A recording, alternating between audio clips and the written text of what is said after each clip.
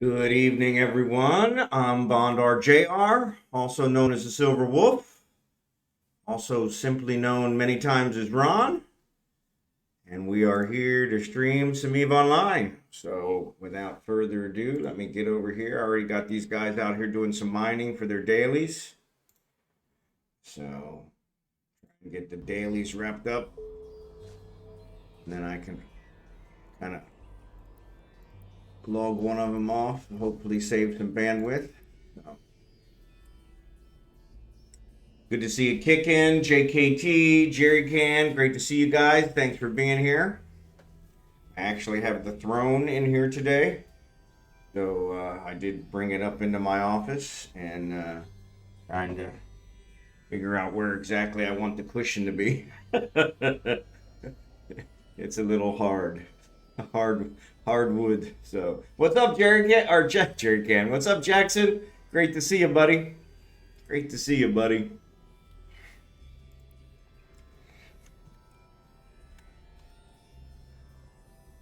All right, so we both got our mining stuff. Go ahead and head back.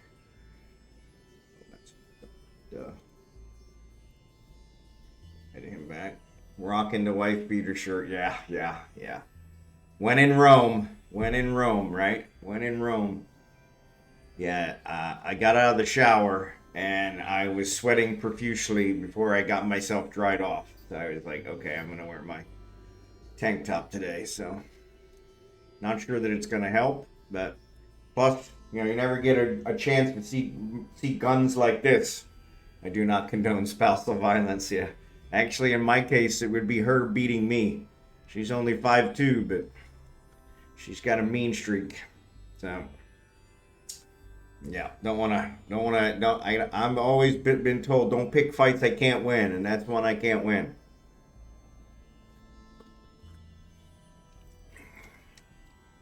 My father taught me that when I was very young.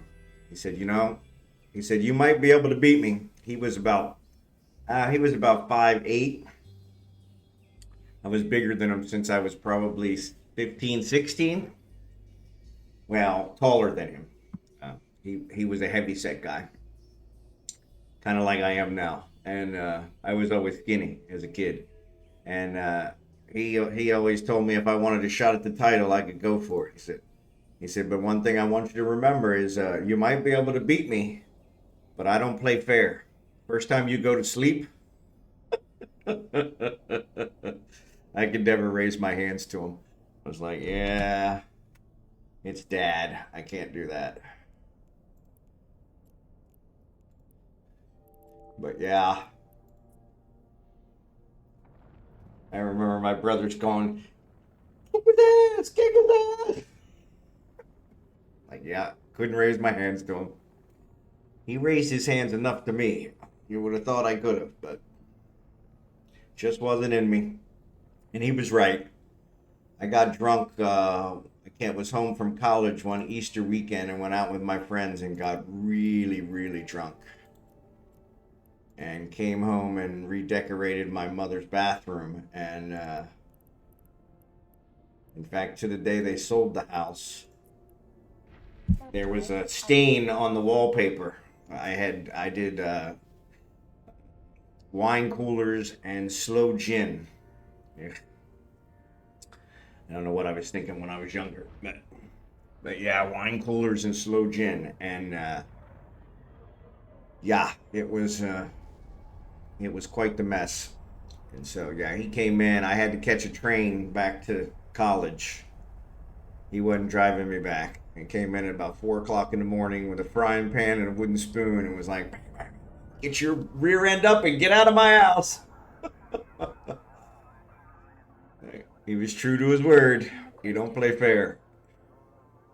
Oh, that was the worst hangover ever. Worst hangover ever. Docking request accepted. Worst hangover ever.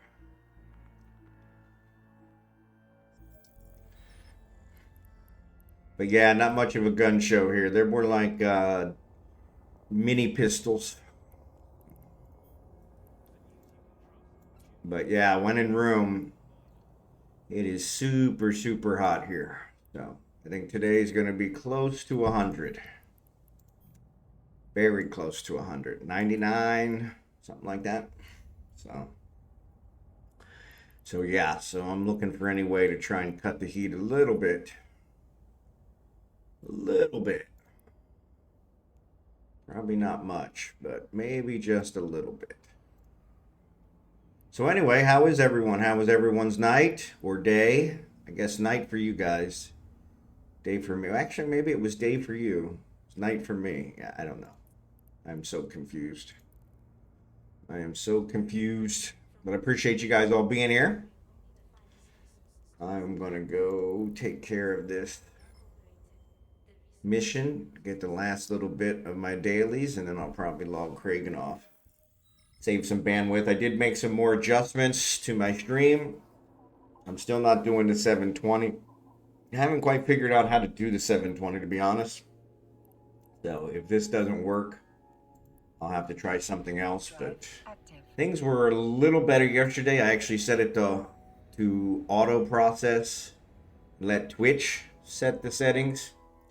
But the stream was going up over 10,000 kbps, and so it didn't seem to affect it. I had, I think, 2 main events yesterday where I lost connection 3 or 4 times, but they were, I think one was about 45 minutes in, the other one was at about an hour and 45 minutes.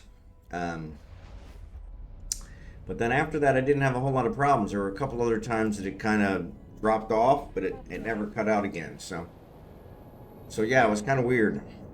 So I've limited that bandwidth now so that it won't go above, I think, 5,400, which right now it's at 5,900. So it goes to show that's working really well. But it hasn't gone up to 10,000. So I'm kind of hoping maybe that'll keep it from triggering whatever it triggered yesterday. I have a feeling it's doing something at the circuit with my internet provider, and it's causing it to reset, because it usually comes back in like a minute. So if I can not pull as much bandwidth, maybe I can keep that from happening, or at least try. So, but yeah, it's all a crapshoot. I believe I see which one of my neighbors has Starlink. So when I am looking at my wireless, I see one of my neighbors has Starlink. So I've been trying to figure out which one and send my wife over to talk to them to see if maybe we can get some information how I can game the system. And I think I figured out which one it is. So yeah, so we may try and do something about that today. The problem is today's a holiday in the Philippines. It's actually Labor Day here in the Philippines, May 1st. So yeah, so most of you guys are still on the 30th of April. I'm on May 1st. And so yeah, it's actually a holiday here. So the construction guys that were working across the street are not working today, since it's Labor Day. And we gave my brother-in-law the day off, mostly because he worked his butt off yesterday. So my wife did get back from Manila last night at, I don't know, 9:30, 10 o'clock. She left at 5:30, and this gun show kicking. They're like mini pistols. They're like mini pistols. But yeah, my wife did get back from Manila. Unfortunately, she didn't do any grocery shopping. She didn't see her sister that she was supposed to see and take care of some things. She did see the architect. And ironically, though we didn't know it, the architect gave us 5 copies of every document, which I'm pretty sure probably cost him more than we paid him. So, but yeah, so we've got 5 copies of every blueprint, electrical, structural, water, the whole works. And then we've got 5 copies of every document that gets provided to the city, be able to get permits. So So that's been, that was kind of a pleasant surprise. So yeah, so that was a nice one. So she did meet the architect. She did pay our property taxes on our other property and the homeowner association on the other property, which is funny. We don't have a home there. We just have a lot, but we have to pay homeowner association, Docking permission requested. which is a Docking whole big crock here. So that was one of the things that came up when we were trying to get our title for that one. So we do have the title for that property, and we are attempting to sell it now. And there are a lot of people looking to buy there. The city is actually going through a big thing. So Ebon4, good to see you. Thanks for being here. But yeah, the city where it's at is in Cavite, which is just outside of Manila. It's actually a suburb of Manila. It's a smaller lot, but they're actually building an SNR, which I don't know what SNR stands for, but it's like a Costco here. And so my wife actually got a membership there yesterday, which I'm like, okay, that's pretty far away. She's like, well, there's actually one here, which is almost the same amount away. Cavite is about 2 hours by expressway. Lipa, Batangas, which is our main, the closest major city, it has an SNR, and it's about 2 hours. So yeah, so it's kind of one crapshoot one way or the other. But the SNR in Cavite, where our property is not completed yet. It won't be completed till November. So, but somehow she managed to get a membership.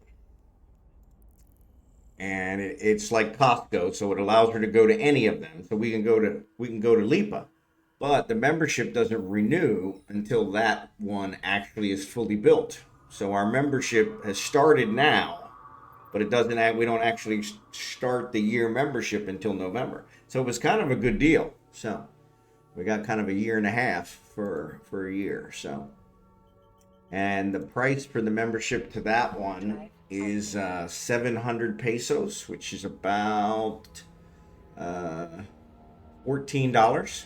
So quite a bit cheaper than Costco.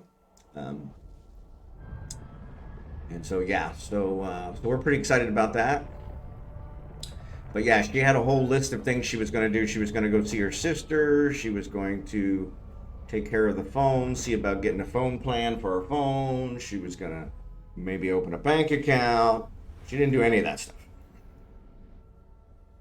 But she did see the architect. So yeah, so we're all good. But that traffic, they said traffic yesterday was just horrible. So yeah, so my brother-in-law, they picked her up, I think, before 5 a.m. and they didn't get back till after 10 p.m. So that was a long day. So, but yeah,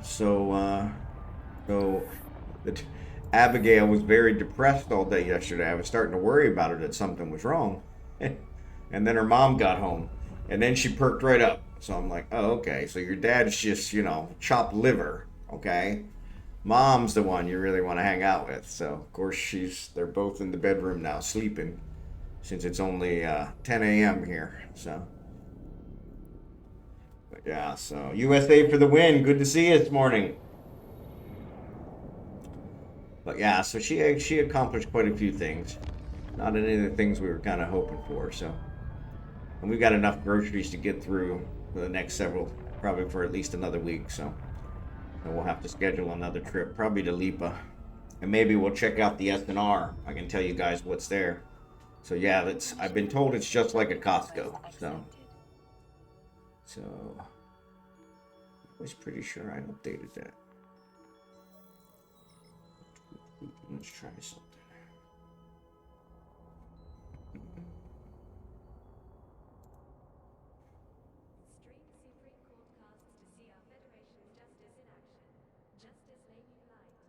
That's weird. I know I updated that. Oh well. But yeah, so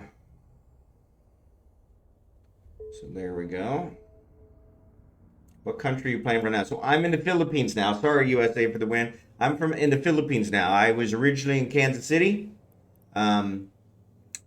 right in the center of USA. And my wife is from the Philippines. We retired on April 4th, and we moved to the Philippines on April 9th.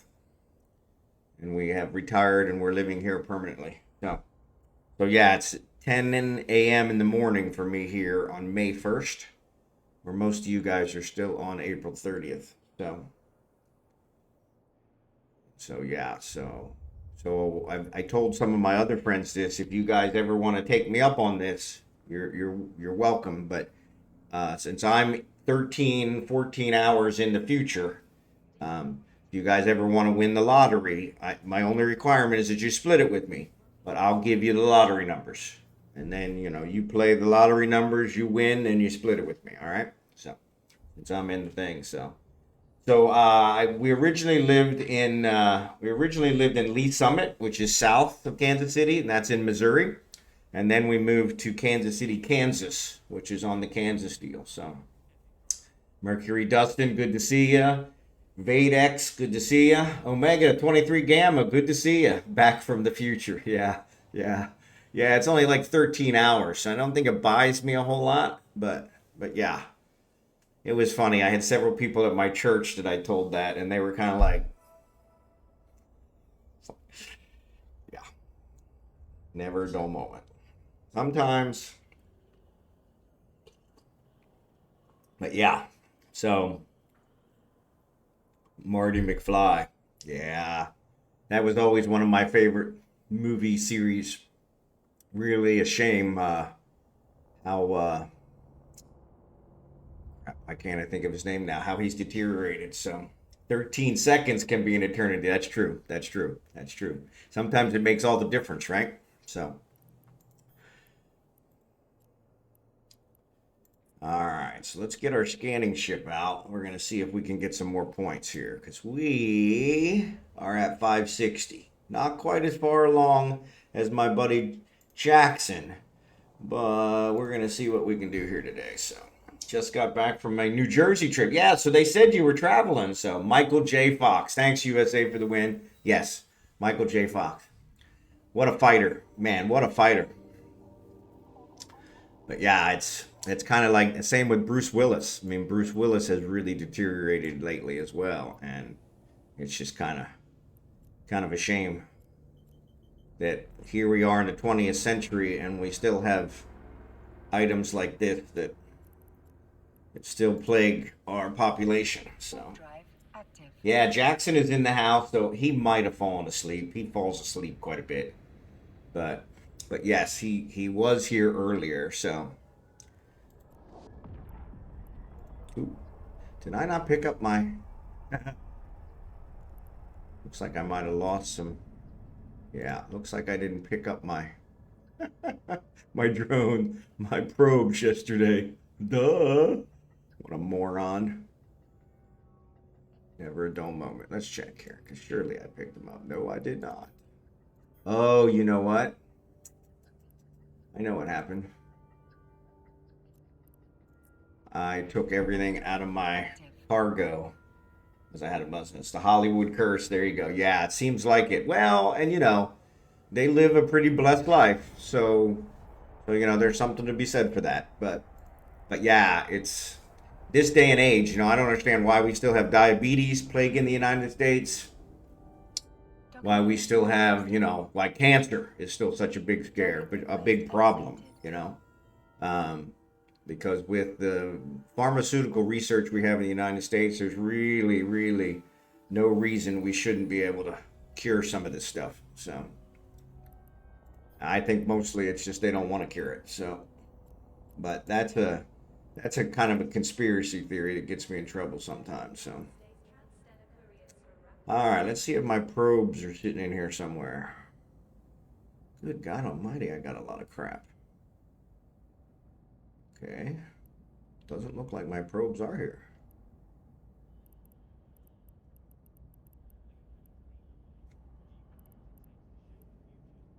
Actually picked up this one of these yesterday. This guy, that's 74. So both of these are 74 and 78 million. Picked up another one yesterday that It's like 114 million. At least I thought I did.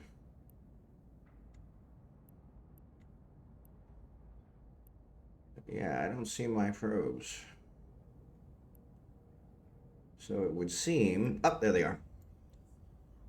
Like, yeah, they should be here somewhere. All right.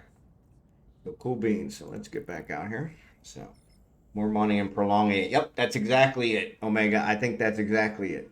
You only pay for a cure once. So, or a vaccine once, you know, if it's actually a vaccine that works. Don't get me started on that. So, but yeah, you only pay for those once. And there ain't no money in that. So, but yeah, it's kind of a shame that it's come down to money. So, Nunu, good to see you this morning. But yeah, it's kind of a shame that it's come down to that. But you know, that is what makes the world go round, unfortunately. The love of money. So definitely keeps us Warp drive active. keeps everyone on their toes. So it's nope, nope, nope.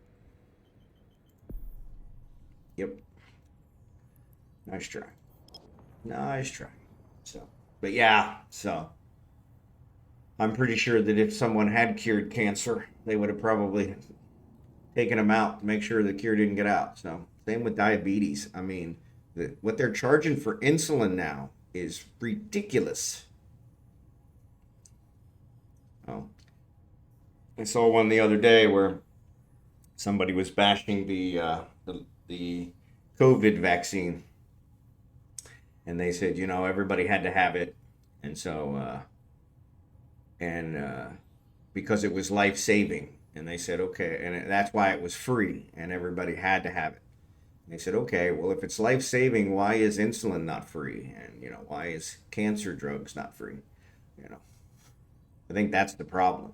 If you just make it so that they can't make any money off of it, then a cure would be developed real quick. So, because a healthy population is a happy population. So, but that's a whole different thing. So yeah, people always ask me, how can you leave the United States? I'm like, I said, very easily. I said, what about your kids? I said, my kids are probably the only thing that made me hesitate. I said, don't get me wrong. I love my home country. I love the United States. I'm a patriot through and through. But we have definitely lost our way. mercurydustin, thanks for the follow. We have definitely lost our way. Especially when I mean, you don't even have to delve very deep to see we've lost our way. Just look at the medical profession, you know. So right now it is 10:15 a.m. So yep. So yeah, I probably shouldn't say this on stream because it may get me banned from Twitch, but I did not take the vaccination. I refused. My company threatened to fire us. I told them, go for it. I'll just retire earlier. And of course it was a hollow threat, but I refused to take the vaccine. And so yeah. Now, you know, it's weird because I'm not one of the ones. Yeah, I appreciate that, but I'm not one of the ones that probably would have been most affected by it. I am past my childbearing years, so child rearing years, I guess I would call it. I haven't born a child ever, though. Kind of looks like it, but yes. So from that perspective, yeah, the ones I really worry about are, you know, the ones like my son and things of that nature, the younger generation that are we don't know what they're gonna pass on to the next generation. So, but yeah, you just look at the medical profession. The fact that you cannot survive in America, you can't retire in America because of medical benefits. I mean, it's just ridiculous. It is just completely ridiculous. We've got 80-year-old.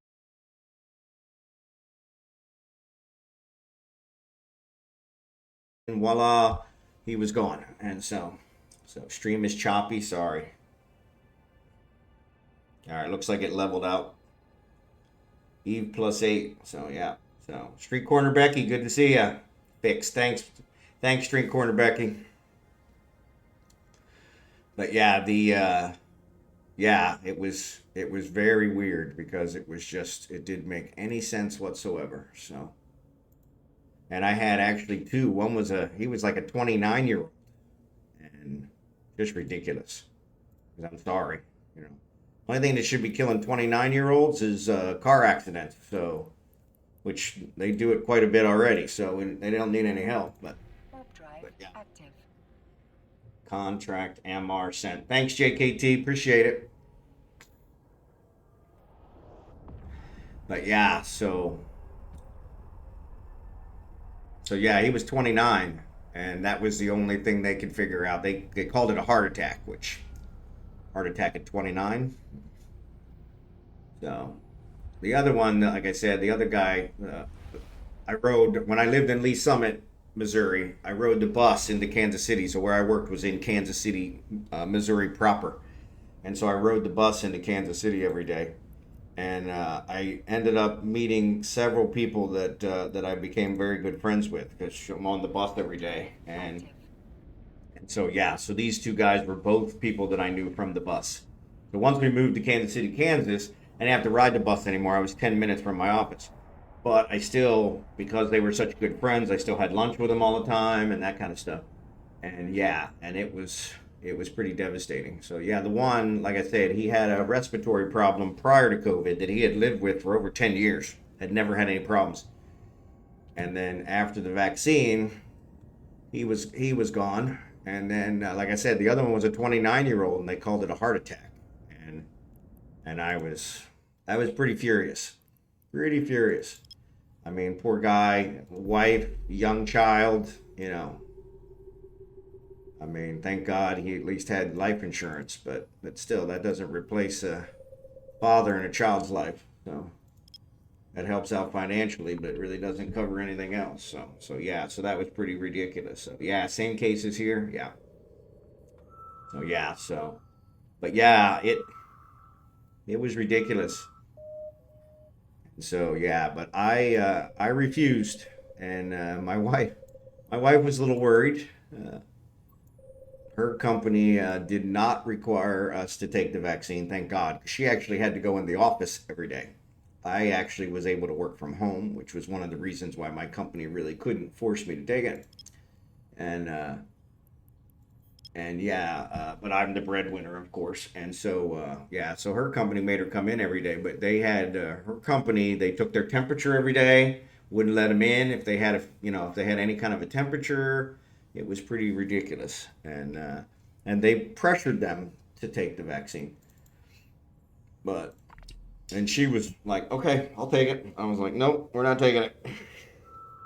And then the Philippines was actually requiring the vaccine if you wanted to come in, if you wanted to enter the country. And so we were like, well, we're not retiring yet. If we cross the bridge of our retirement and they are still requiring that, then we'll talk about it then. But we're not going to do it any earlier than I absolutely have to. And so sure enough, once all the smoke cleared, they did not require it any longer. And we're here now, unvaccinated, no questions asked. So, like, there was no mention of it even anywhere, and so yeah, it's kind of amazing how much of a lack of uh, visibility it has now. It really wasn't that long ago. So, but yeah, but yeah, I was pretty adamant that we were not going to take it. Like I said, I didn't know what it would cause, and like I said, I'm not one that's carrying on my progeny. My progeny has already been begat. I think begat is the correct word. I'm not sure if it is, but I hope begat's the right word. But yeah, I have already begat my progeny, so there's no way I can pass anything on to them. So yeah, so it would have made sense that I would have been one of the ones to take it, but because it really is not going to affect me. But but yeah, I was very adamant that that wasn't going to happen. So, but yeah, my company was pretty pretty furious about it, and they bullied a lot of my coworkers into taking it. But But yeah, it was funny because they were forcing us to work from home anyway, which I was kind of like, how can you force us to take something when you're forcing us to work from home?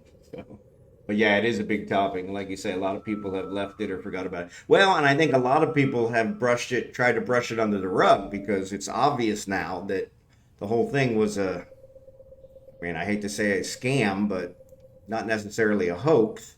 But yes, I mean, the death toll was elevated. I mean, we our mayor, the mayor of Kansas City, Kansas, where Kansas City, Kansas is has some of the largest number of shooting deaths in the world.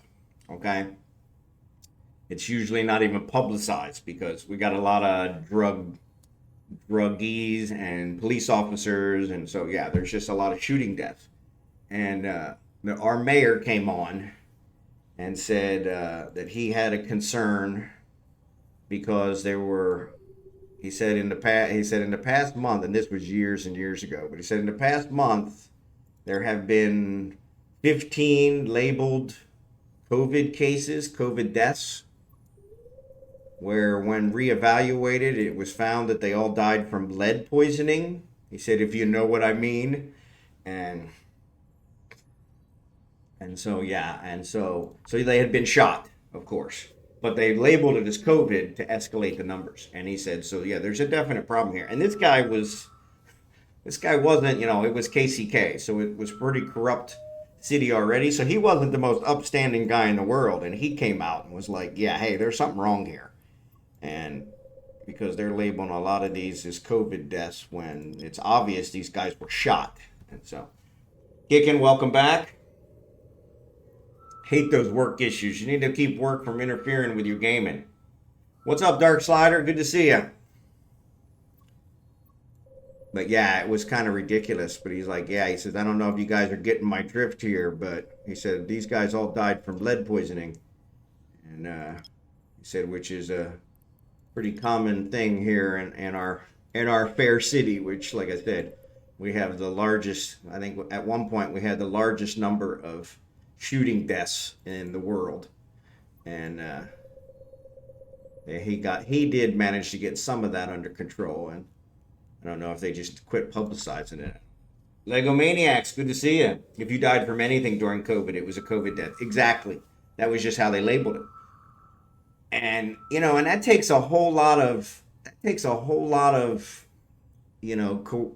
collusion from the medical examiners, which is what bothered me. It's like, okay, so now you guys are convincing these medical examiners to lie for you as well. And I think, well, it was probably the same thing where they were like, hey, lie for us or we'll ruin your career. And but yeah, you too, sir, just been watching hockey playoffs. Hey, I was watching those highlights yesterday. Man, talk about some awesome games. Oh man. So yeah, so I think there's only one series that's actually finished, if I'm correct. But yeah, the others, oh man. I can't remember which one it was I was watching, but I was going to mention it to you. But yeah, the Toronto, I think Toronto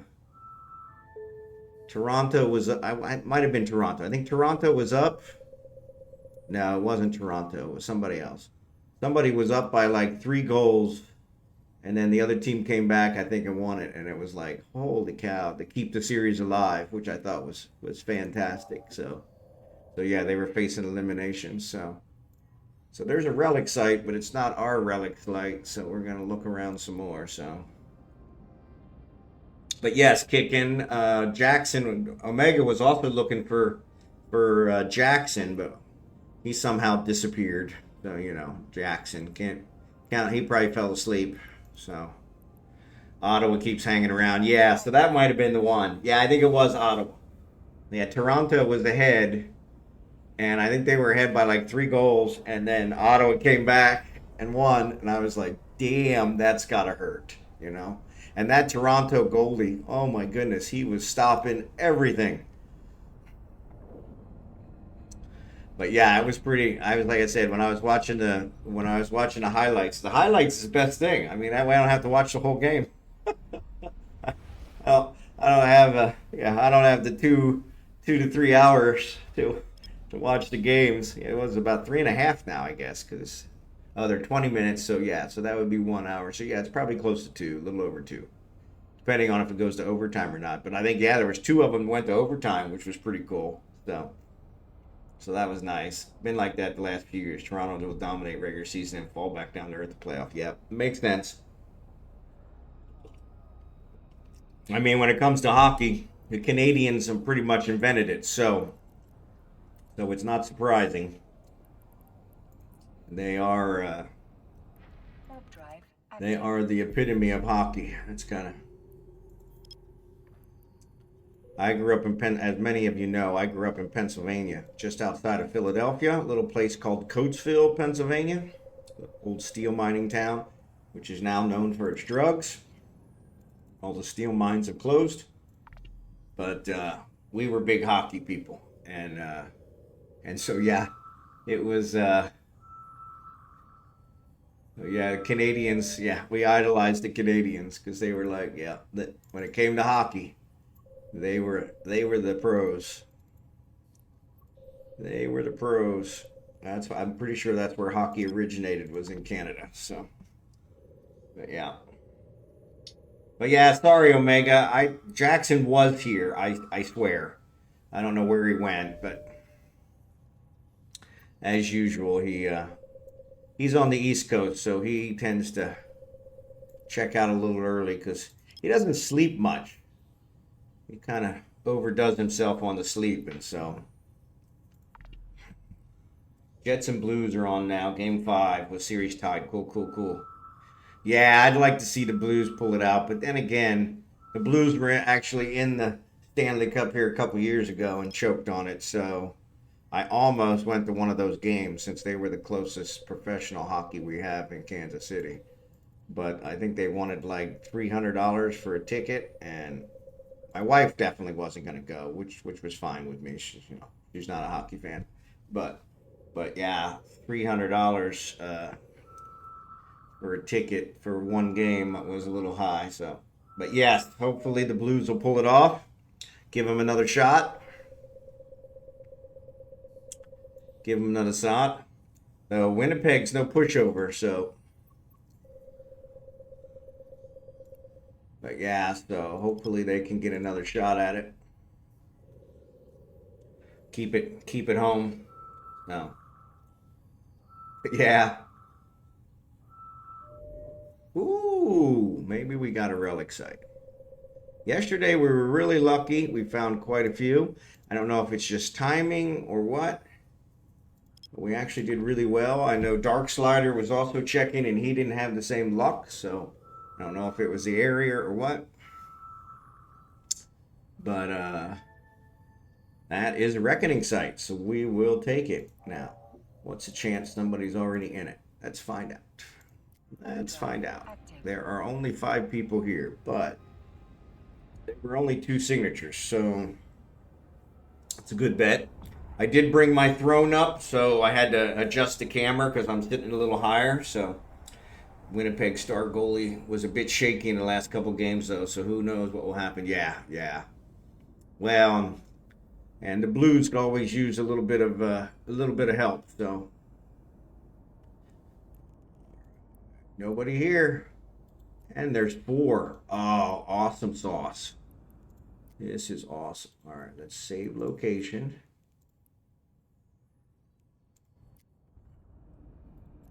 Let's make sure it's the only location.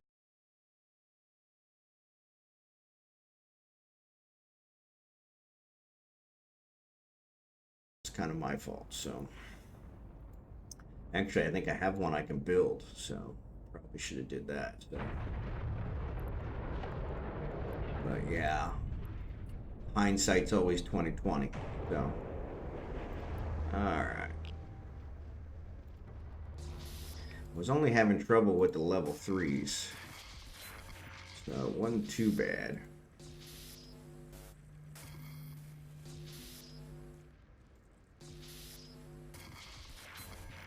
Take that.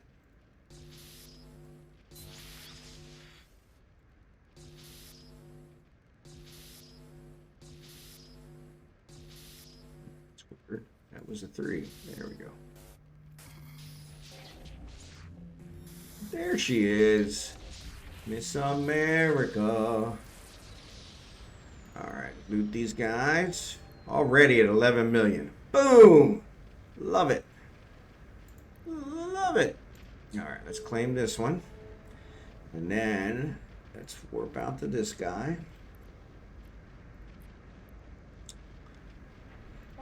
And then we'll warp back.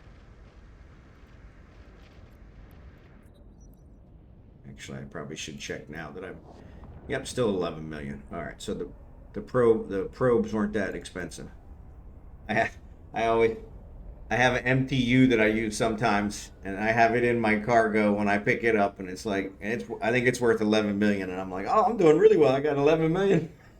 Yeah, it's all my MTU, which I already had when I started. So yeah, kind of fudging the numbers, never a good deal.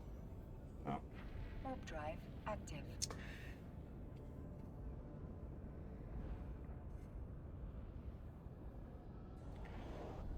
But yeah, we got the whole crew here today. So, Legomaniax, Omega, StreetCornerBecky, Dark Slider, Kickin. Appreciate you, Kickin. Thanks for being here. Let's go check this guy out. And Jackson was here. I apologize. He was here. I really don't know what happened to him. So.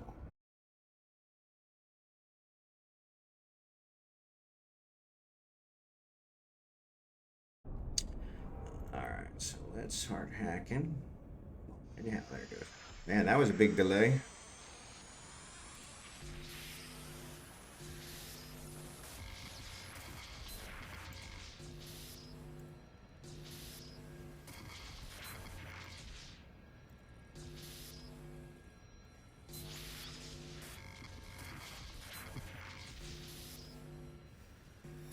There it is. Bingo bongo. Must be an easy one.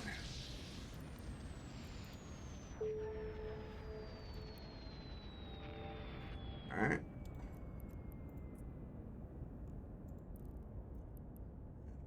Let's get this guy. So if we get all these, I need to. So you found any good loot today? I'm at 11 million already.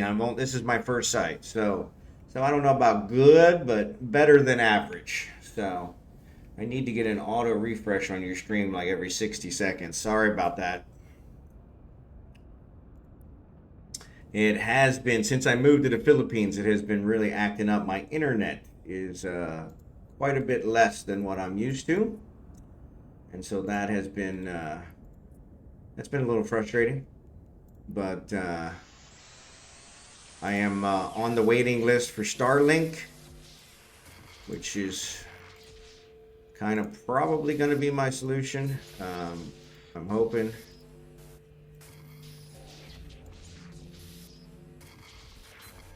But we'll have to see how that works out. I've been told it's a good solution, but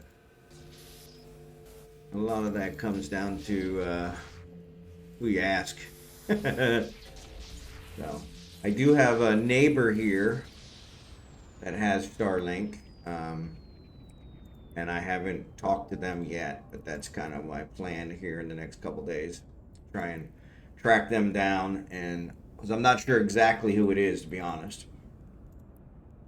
I can see out the window, I can see everybody's, it's all dish, and I can see everybody's dish, and there's only one that's different. And so it's kind of funny because it's the only one that's different. So I'm pretty sure that's a Starlink. I see it when I check my wireless. I can see somebody has Starlink. But it's interesting because I'm not sure which house it is. So I want to find out which house, then I can go knock on their door and ask them, hey, how long have you had that? Where did you get it? What kind of information can you give me that might help me get mine quicker? So we should be moved ahead on the waiting list since being in the Philippines, you're out in the future. Yeah, there you go. Yeah, you would hope. You would hope. It's weird. because the only place here in the Philippines that is sold out is the Manila area. And so we're in the province just south of Manila, but we're close enough to Manila that we're in the circle that surrounds Manila. And so that's why we're in the sold out. So I'm honestly wondering if maybe if I travel a little bit south, maybe I could pick it up at one of the malls down there and then just bring it home and hook it up. Because but I'm pretty sure they're probably gonna require address when I sign up for it. Like I said, I've already signed up for the service. I had to, in order to get on the waiting list, I had to pay for a month of service, which I thought was kind of a crock. But they haven't, it's just a temporary charge, so we'll have to see how that works. But there it is. All right, excellent. So now we're back to normal. Ooh, that was a good one. 117 million. Wow. There you go. 117 million. Now all I got to do is not get potted, right? All right, so that was a good one. So, but yes, so hopefully I actually opened a ticket with them, hoping that would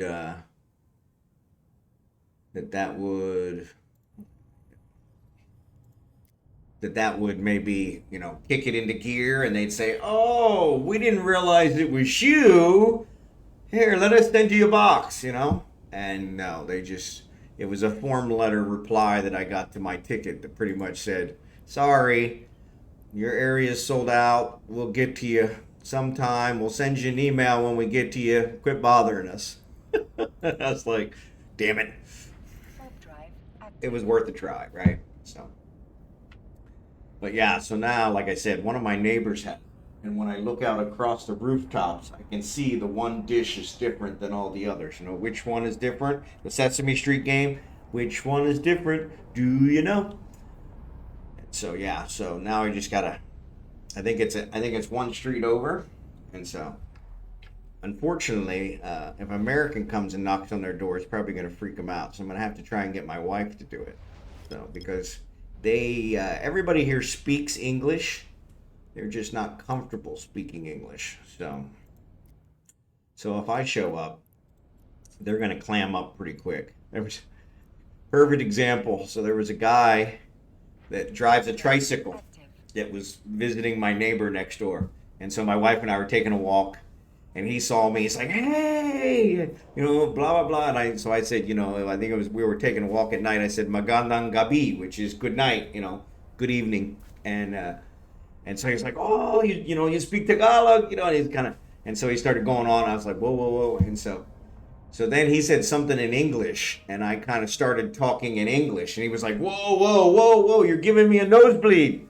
So that's what they say here, is that you're giving me a nosebleed because your English, I can't keep up with your English. And so it's kind of funny. It took me a long time to figure that out. My wife's nephew had to clue me in on what.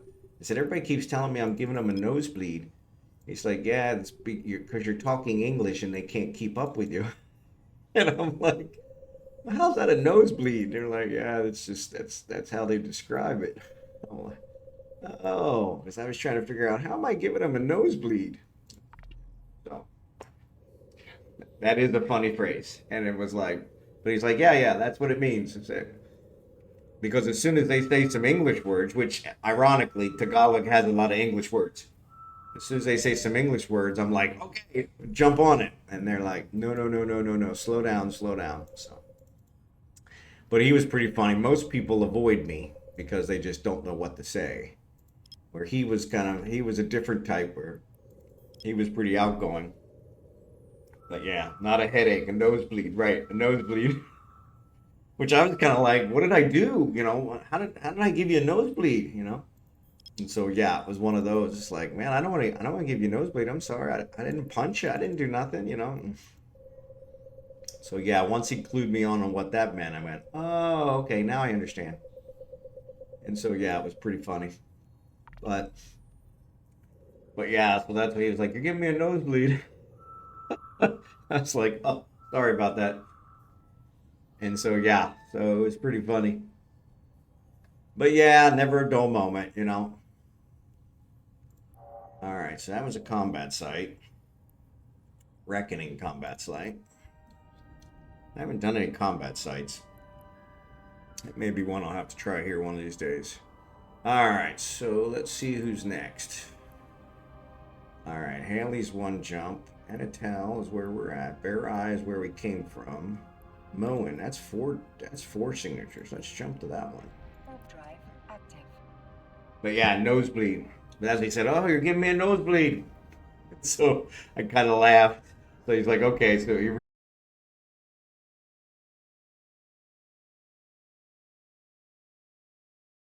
1 hour mark. Right on the 1 hour mark. What's a chance? All right, looks like I'm back. Can you guys hear me?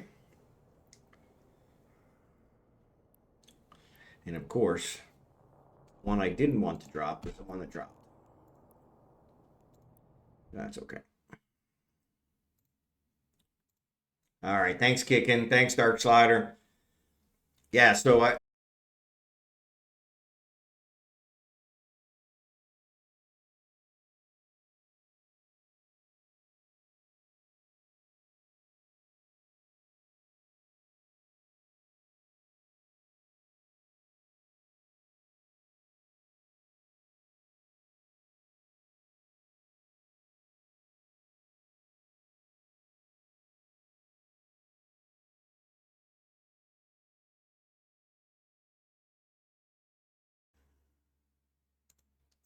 All right, looks like I'm back.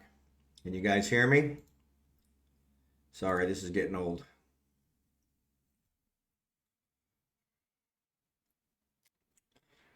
All right, thanks. I'm laughing with you, not at you. Yeah, no, I think you're laughing at me, and you should be, because this is ridiculous. Maybe I'm gonna have thanks. Maybe I'm gonna have to actually go over and knock on this person's door and see how they got their Starlink. Maybe that's gonna be my next one. But yeah, so and of course it always disconnects me. Oh no, I got my scanner probes. I was gonna say it always disconnects me right after I launch scanner probes, which is always nice. All right, where are we? Oh no, so we were jumping to Mormon. Okay, so let's go more jump. That's the other thing. It disconnects me, so now I can't keep track of which ones I've already scanned.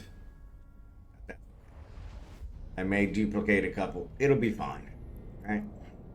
All right, let's see if I've disconnected Kragan now to see if that'll save some bandwidth. So, did you include in your ticket that you're a big time Twitch? You know, I didn't, and I wonder if I should have. To say, hey, is there anything you can do? And maybe that's what I'll do. Maybe I'll, maybe I'll try to, you know, fall on their mercy and see if they can hook me up. But and so, yeah, unfortunately, I don't know that big time Twitch streamer would really work out, but it's worth a try. It sure can't hurt. So, but yeah, I did think about that after I had sent the ticket. I just sent the ticket that pretty much said, hey, I'm on the waiting list. Can you guys tell me when I'm going to get it? And they were like, nope, we can't tell. And it just, like I said, it was a form letter. It said, nope, we can't tell you when you're going to get it. Quit contacting us. You'll get an email when it's available. Have a great day.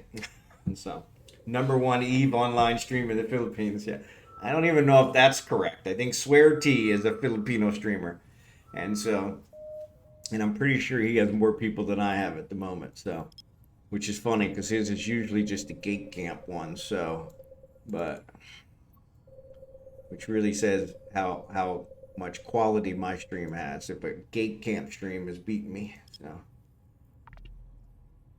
that. Maybe I will say that #1 Eve online stream in the Philippines.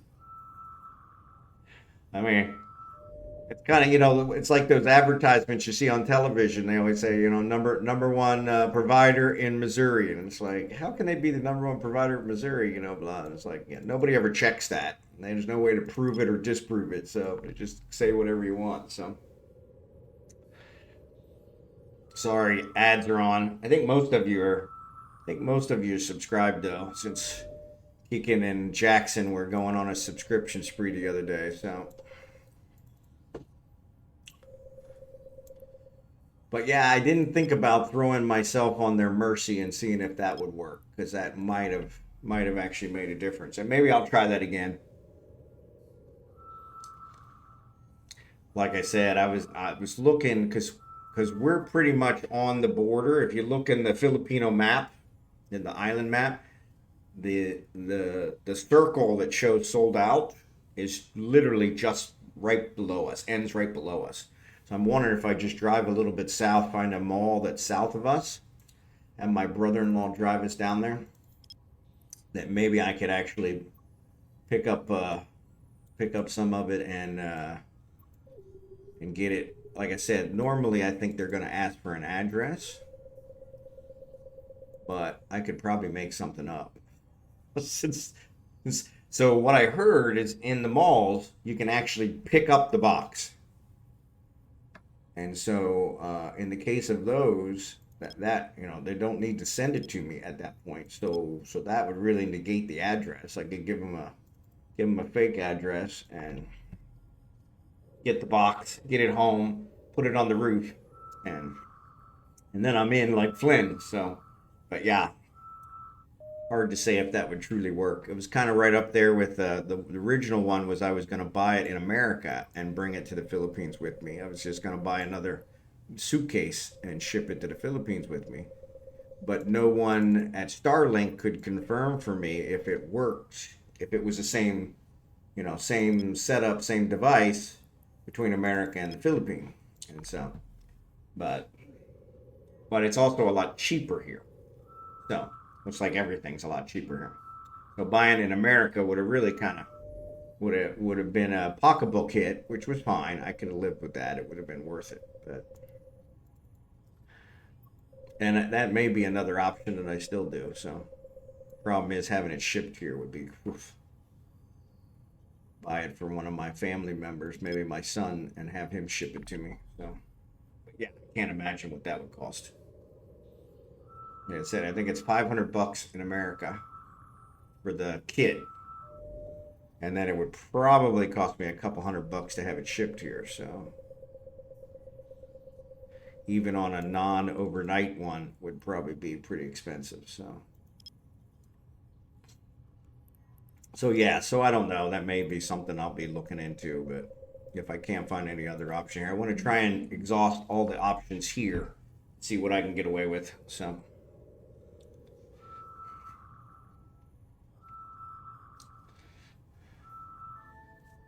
But yeah, if that works, then maybe I'll be able to pull something off. But yeah, like I said, I do have a neighbor here that has Starlink, so I do see that it is possible to get it.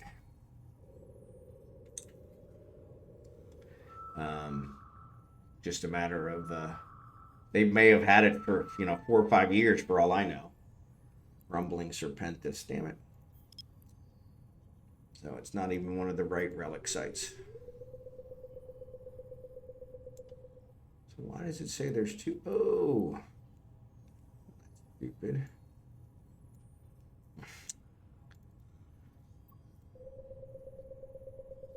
I was like, yeah, it still shows I got 2 sites left here. So, but yeah, so, because who knows? For all I know, they picked it up last week, and or 2 weeks ago, right before we arrived.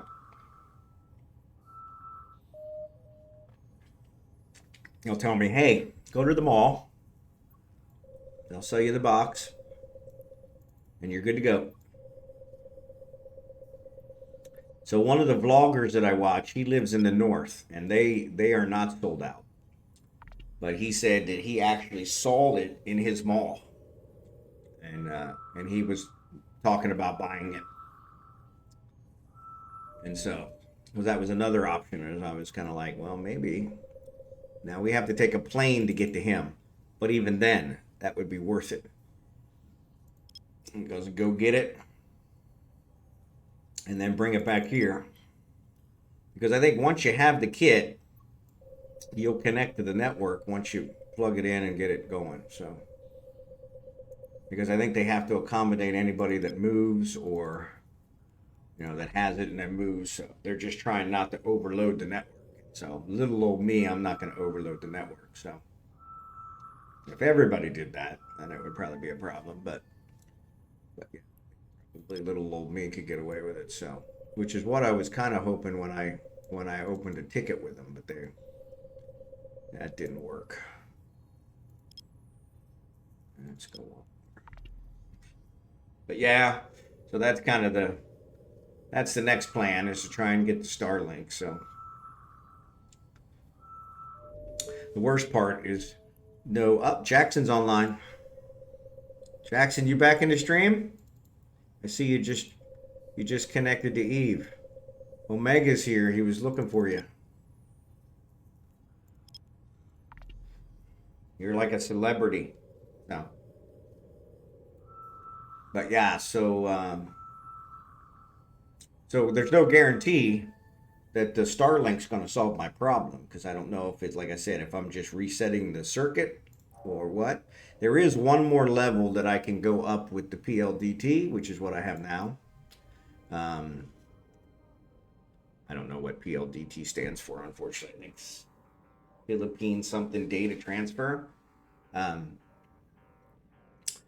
But yeah, unfortunately, I haven't done that, and it's really not that much more expensive. It's only another $10. So I was thinking about doing that first, but more than likely the problem is not mine. It is theirs. So either the circuit's restarting because of my connections, or is that not showing that they're scanned because I just scanned them, or something else. And so pretty sure I already did these guys. I didn't do a Matins. Could go to Matins.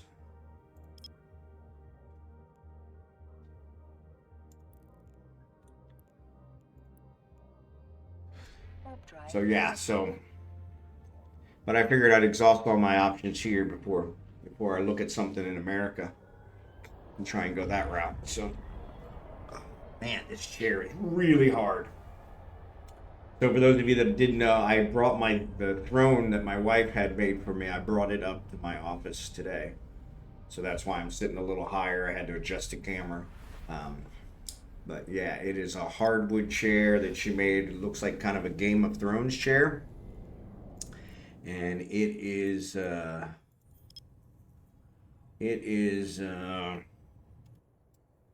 beautiful chair. Beautiful chair. It is a beautiful chair, but it is hardwood and it is super hard to sit on. I have a cushion on it, but even with the cushion, it is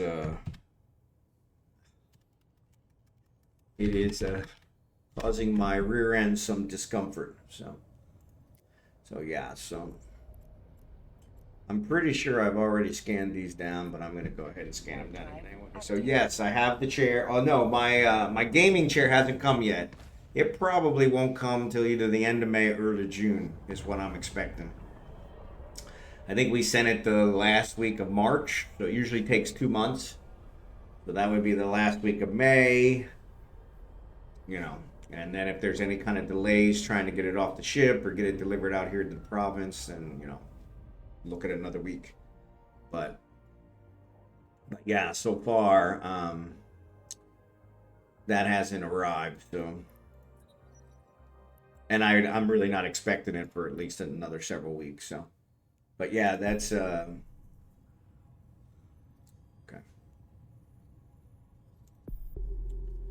But yeah, so I have the throne that my wife made me, because I was sitting in a plastic chair, which, you know, was okay. It probably was a little more comfortable than this one, but it sits a lot lower than the desk. So I always felt like I was, you know, getting a neck cramp from gazing up at my monitors, because now that I got the desk, the monitors are very high, right where I want them. Oh, Jackson's offline. So, oops. And so yeah, so Blue Gray, good to see you. Sorry, I should have said hello. But yeah, so I brought the wooden chair, the throne. I'm calling it the throne. I brought it up to the office today, which was quite an expenditure because it is super heavy, and and so yeah, so now I'm sitting on it, but it is really hard, and it is brutalizing my rear end. So yeah, so I may have to get up a few times because it is it is causing me some discomfort. So, but you know, no big deal. The plastic chair was causing me discomfort too. I was able to get through 4 hours on it. It was just after the 4 hours standing up was what was problem because it's so low. So this is a lot higher, so that's kind of nice. So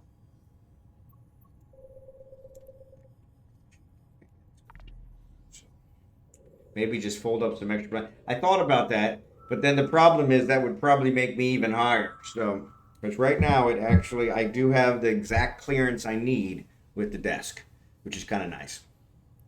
So, but but yeah, it's interesting because they harassed me several times, my family and my wife, and said, hey, you know, because they sent it back to have the legs cut down because it was, my goodness gracious, it was um, it was too high, and so then they cut it down. Yeah, and so they cut it down, and so now it fits pretty good. Fits great. It's actually perfect for the desk, but with the cushion on there, I'm a little bit higher, and so my feet still touch the floor, but they don't sit flat on the floor. And so that's the nice thing about my gaming chair is it's adjustable. So I can adjust it up and down, make sure it's at the right spot, which you know kind of cuts down on all the fatigue. This one not so much, but beautiful chair. So yeah, there's a picture of the chair as well as the desk on the Discord channel if you guys want to check it out. Both handmade. Uh, Woodwork here is phenomenal. I mean, it was one of the things that I fell in love with the very first time I came. But the woodworking here is just expert craftsmanship. In fact, I was super pissed because the first time I came, I saw a couch that they had handcrafted that was just incredible. And I think they wanted like, you know, $50 for it. And I was like, I will buy that in a heartbeat. The problem was when I priced it to see about getting it home, it was going to cost me like 2 grand to ship it back to America. And so I was like, okay, well, that's not going to work. So, and now that we're living here, I'm super excited about getting that kind of stuff. The problem that was $50, and that was including the wood. In our case, for both the chair that my wife had made, the throne, and the desk, we had wood from our property that we had taken and had cut down, and that's what we used to have those made. So it was just labor. And so, Millen, good to see you. Thanks for being here today. And so yeah, so this really worked out super well. Uh, the wood from our property, I guess, is a pretty rare wood, which is really expensive. And so we were able to have this made out of that wood, which made it super nice. And like I said, check out the Discord. The pictures of the desk and the throne are both on there. I think they're in the eveonline channel, but what I'll probably do is I'll probably move them to the other one because they really don't belong in eveonline. But so this is the reckoning site. I'm going to see if I get to it before somebody else. Probably not, but we'll try. There's only 2 people in the system, so I got a good chance. So, which is funny because we were thinking that I had already scanned these down, and sure enough, I came back here and there's a relic site. So perfect, and yes, so we got it. So let me get these scanned down. Or not scanned down. Let me get these hacked. Get some more points. Get some more loot. Win, win, win, win, win. So, yes, that's what he said. He just got back from New Jersey. So, yeah, it was weird because I had just scanned this one down, but the disconnect caused me to not be able to see what I had scanned and what I hadn't. So, yeah, it worked out pretty good. So, oops. I'm going to overshoot it. Didn't shut off the micro warp drive quick enough. Bounced off of it. All right.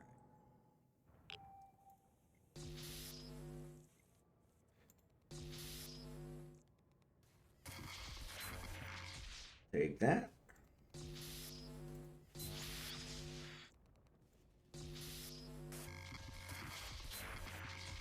Take that.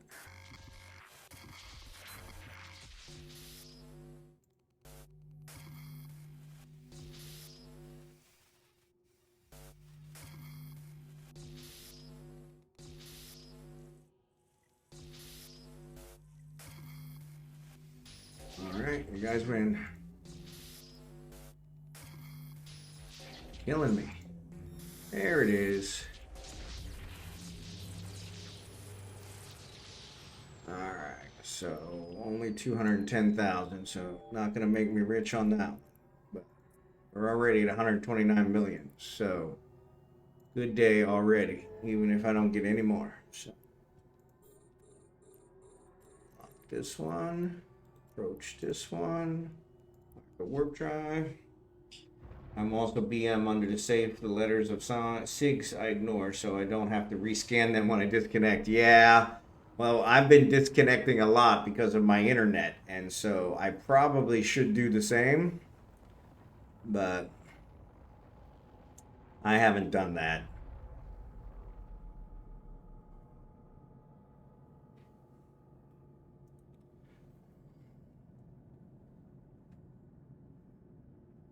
So far, it hasn't been a real problem. As it was, I knew this system I had already scanned. It turns out when I came back to it, it turns out there was a new SIG, so it actually worked out. I knew I had already scanned it, but it didn't matter. Somebody just drove outside my window. I was like, what was that? Shouldn't have bought that one.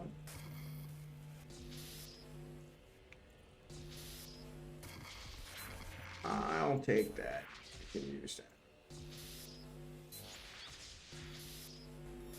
There it is.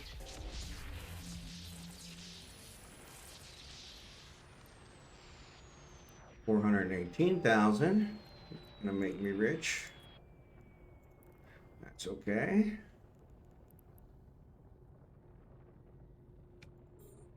Nope, gotta be 59. That's what I thought. I thought it was 59. Couldn't remember. Oh, gonna blow. Bounced off of something. What did I bounce off of? Well, these rocks that aren't rocks. Quiet travel is good. Yep. Okay, Morristown, New Jersey. Yep. My roommate from college is from Morristown, New Jersey. So, I didn't realize that's where you were headed. So, actually, Omega, I have never asked you what you do. So you might actually know him. He's a sports writer. And so, but yeah, he writes, I think, for a newspaper in Morristown, New Jersey, either a newspaper or a magazine. I can never remember which. He's written for a bunch of different things, but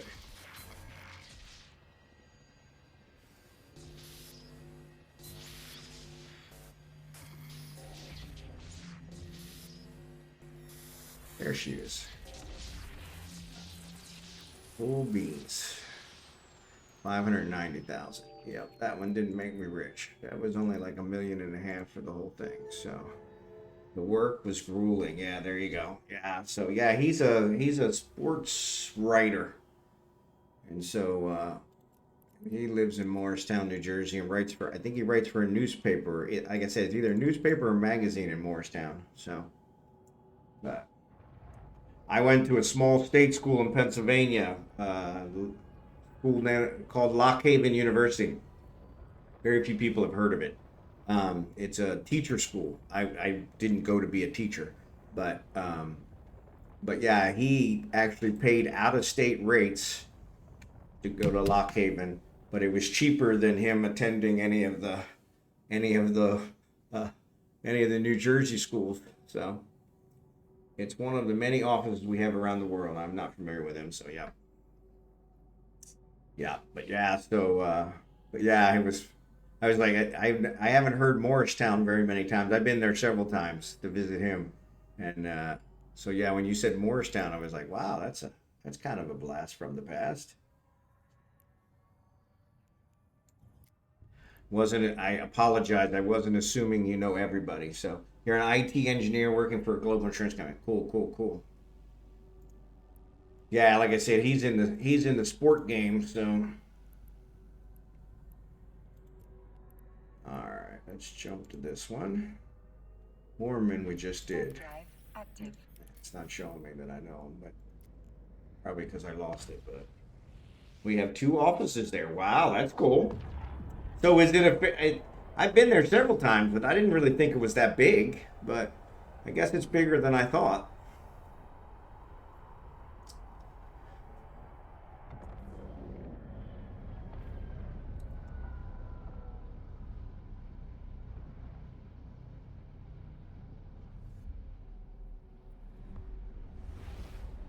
There goes the truck that went by earlier. So caught it out the caught it out the window out of the corner of my eye. I was like, what the hell's that?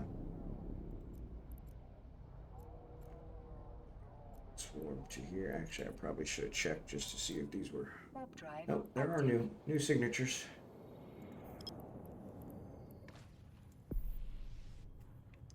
Not quick enough. Kinda. Yep. Yeah, it was weird. Like I said, I've been there several times, but it's still suburban like there. Yep, yep. I had never really thought of it as a big place, but it probably is bigger than most. So probably bigger than most.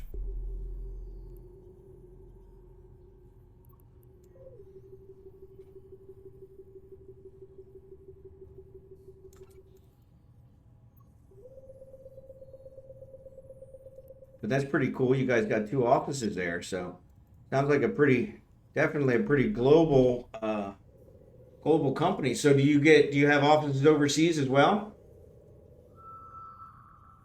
That'd be pretty cool. Get to travel overseas. That would always be beneficial. Can't go wrong with that.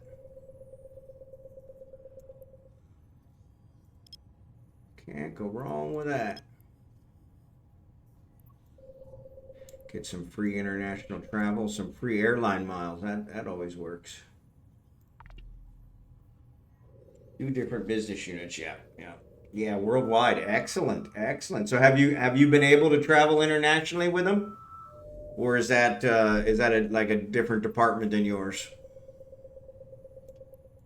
Do you have like a? I guess I'm asking. Do you have an area that you're responsible for, or do you pretty much go wherever they need you?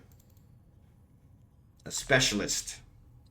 Three big offices there in the Philippines. Whoa, well, heck, if you get here, you definitely got a place to stay. I'm sure the company would probably put you up, but yeah, yeah, definitely got to come and visit. We'll definitely go check some sites out. Go check some sites. A lot of nice things to see here in the Philippines. Beautiful country. Beautiful country. But yeah, that's awesome. Three offices in the Philippines. Wow. Maybe going to London and maybe India. Wow, that's awesome. Yeah, see, that's pretty cool. I mean, that's well worth it right there. Be able to get some international travel in. There's not a whole lot of people who have jobs like that. I worked for a small Midwestern bank. They've actually branched out quite a bit since I've been there. I was with them almost 25 years. and we've expanded quite a bit. So yeah, it's UMB Bank, which is based in Missouri. It actually originally stood for United Missouri Bank, United Missouri Bank, which is always funny. But yeah, once they branched out of Missouri, then they kind of just made it UMB. And so, but yeah, they're working on a merger right now that's supposed to be done here by Columbus Day, that should net them another 5 or 6 states. But they're only in the United States. So, but yeah, so when I had asked several years ago if I could work from the Philippines, they were like, hell no. And so I was like, okay, well then I guess I'm gonna retire. And they were like, oh, we don't want you to retire. I said, well, then let me work from the Philippines. Yeah, we can't do that. I said they weren't legal to let me work from the Philippines. So, but yeah, we have a big office in Manila, and I think 2 smaller ones in Cebu. Okay, so yeah, so Manila would definitely be the closest one to us. So we even have an office in Cyprus and Gibraltar. Man, those would be awesome to visit.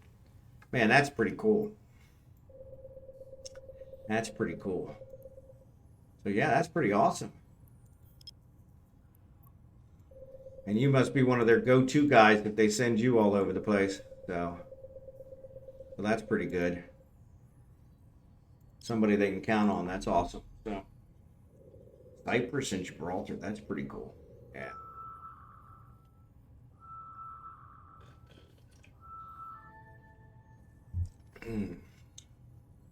All right. So that's the end of that one.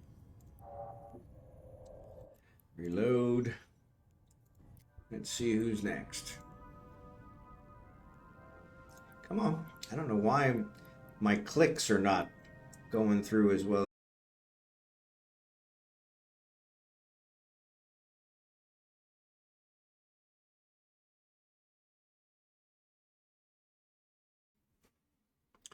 All right, says I'm reconnected. So let me know if you guys can hear me.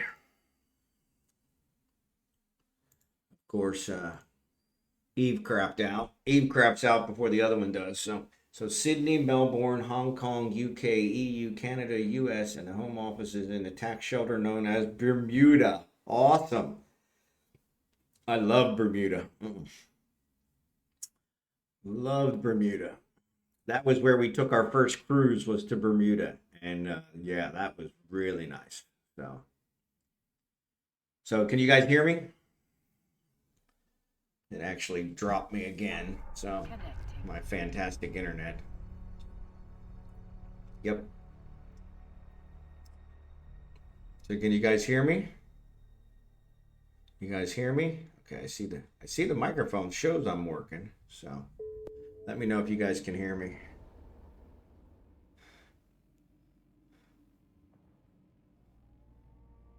Yep, thanks Millen, appreciate it. Thanks Jared Can, appreciate it.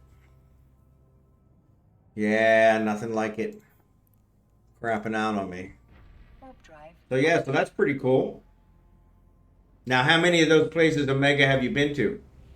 Have you been able to check out most of them? Like I said, we took a cruise to Bermuda. Our first cruise we took to Bermuda to make sure we weren't going to get seasick. And man, I love Bermuda. That was pretty awesome. Canada, yeah. That's the only one Bermuda, yeah.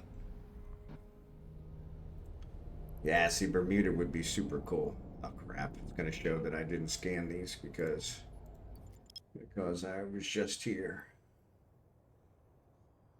All right, maybe we'll scan them down again. I'm sure we did, but I could have marked them.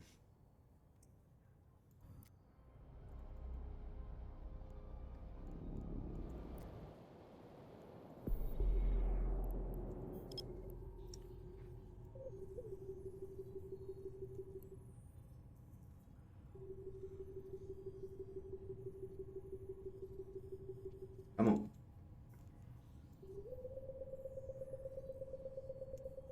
Yeah, we just scanned these a couple minutes ago. Been to all of our U.S. offices. Excellent. Well, that's cool.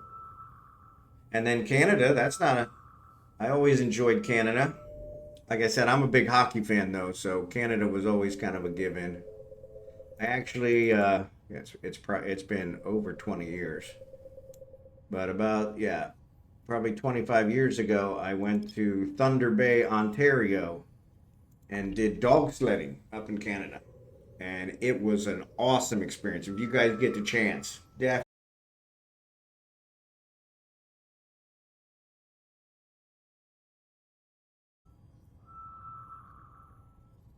All right, says I'm back. Hopefully you guys can hear me. So it actually didn't drop Eve this time, but yeah, this is getting old really quick. So it's actually nothing with, yeah, thank you. It's nothing with the settings to my nothing with the settings to my stream. So because I have messed with those quite a bit and it's still happening. So that's not it. But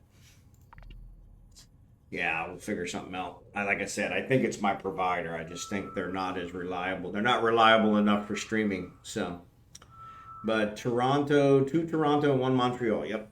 Yeah. So, yeah, Thunder Bay, Ontario is where I went. And oh man, if you get a chance to do that, dog sledding, oh, it was awesome. Awesome. I mean, we had a fantastic time. We went in April, so it was actually starting to melt a little bit. But and that was, yeah, that was probably, like I said, probably close to 25, maybe more years ago. And but it was awesome. Yeah, it was a bucket list item, and it was one of, like I said, it was definitely a very enjoyable. I went with a buddy of mine, which was, we didn't talk for like 3 weeks after the trip because we got on each other's nerves the whole trip, and so, but we drove up from Kansas City. And so the drive up was great. The drive back, not so much, because we had kind of got on each other's nerves during the trip. But yeah, I think we went for a week, so we dog sled for a week, and so, but we were in a tent, and super cold, and the tent had an Arctic oven. First time I've ever experienced that. It had an Arctic oven, which is like a fireplace in a tent, which just does not sound like a really good idea. And so I had a nice heavy duty sleeping bag. Oh, let me switch. You guys aren't watching the right one. So I had a heavy duty sleeping bag. And so I was able to, manage. But the buddy that I came with did not bring a good sleeping bag. So he was freezing his butt off. And so he was kind of like, hey, let's fire up this fireplace. And so the fireplace was kind of one of those you put one log in. It was only big enough for one log, and that would cause the tent to get like 100 degrees. So then, of course, my sleeping bag isn't working anymore, so I'd take it off. And then, as soon as the log burned out, it dropped back down to like negative 30. And so it was all night long, log on, log off, log on, log, and so yeah, it was ridiculous. Kind of like my stream at the moment. But yeah, it was ridiculous. And so we didn't get much sleep because he didn't have a good sleeping bag. I was pretty pissed at him for that because I was like, I brought a good sleeping bag. Why can't you bring a good sleeping bag? But yeah, it was funny. But we had a fantastic time, even being exhausted the whole time. It was still fantastic. Like I said, I would definitely recommend it. It was a bucket list item for me. Yeah, dog sledding. It was fantastic. But yeah, we went across one of the lakes up there. I'd have to look and see which one's closest to Thunder Bay, Ontario. But I think it was Lake Michigan. But we actually, part of the route that we took was across the edge of one of the lakes. And unfortunately, it was starting to melt. And so uh, our guide was a little worried that the ice might not be, might not be the best. I was a lot smaller then, and my buddy was not. He was probably my size now, and so they were a little worried that the ice might not be thick enough to hold him. So, and I was kind of at the point since he was making me not get any sleep that I was like, let him drown, you know. Yeah, it was funny. We had a really good time, but I don't think we talked the whole way back. Like 10-hour drive. I don't think we spoke once the whole way back. And And yeah, it was fun. I was with my first wife and got out of the car and didn't say a word to him. Just kind of grabbed my bag, shut the door, walked in the house, and she was waiting for me. And she's like, "Aren't you gonna say goodbye?" And I'm like, "Nah. I hope he gets in a car accident on the way home." And she said, "That's a horrible thing to say." I said, "Oh, you know." And so yeah, but a week later we were best friends again. Like once it calmed down, she's like, "I don't understand you guys. How do guys do that?" I said, "Because we don't hold a grudge, you know." Reminds me of me planes, trains, and automobiles. Yep, yep, yep. Almost identical. Yeah. But yeah, it was funny because it was just. But yeah, I didn't talk to him for a week, and then after the week, it was like nothing happened. We were back to being best friends. So like, yeah, no big deal. But yeah, it was funny. 'Cause yeah, I was like, I didn't get any sleep. I think I slept for 3 days after I got back. Does it drop me again? Nope. A huge delay there for my scan. But yeah, it was pretty funny. So, but yeah, all because he didn't carry a good sleeping bag. I was like, I had one rated for like -50. I was like, hey, we're going to Canada. You need to make sure you got a good sleeping bag. He's like, oh yeah, I got a good sleeping bag. We get there and it's like, this isn't even rated for 30 above, crying out loud. He's like, well, that was the best one I could find. Like, you got to be kidding me. So yeah, it was pretty funny. Need some rest. Catch up with you soon. All right, Megan, have a great day. Appreciate it. Trent, good to see you. Thanks for joining the stream.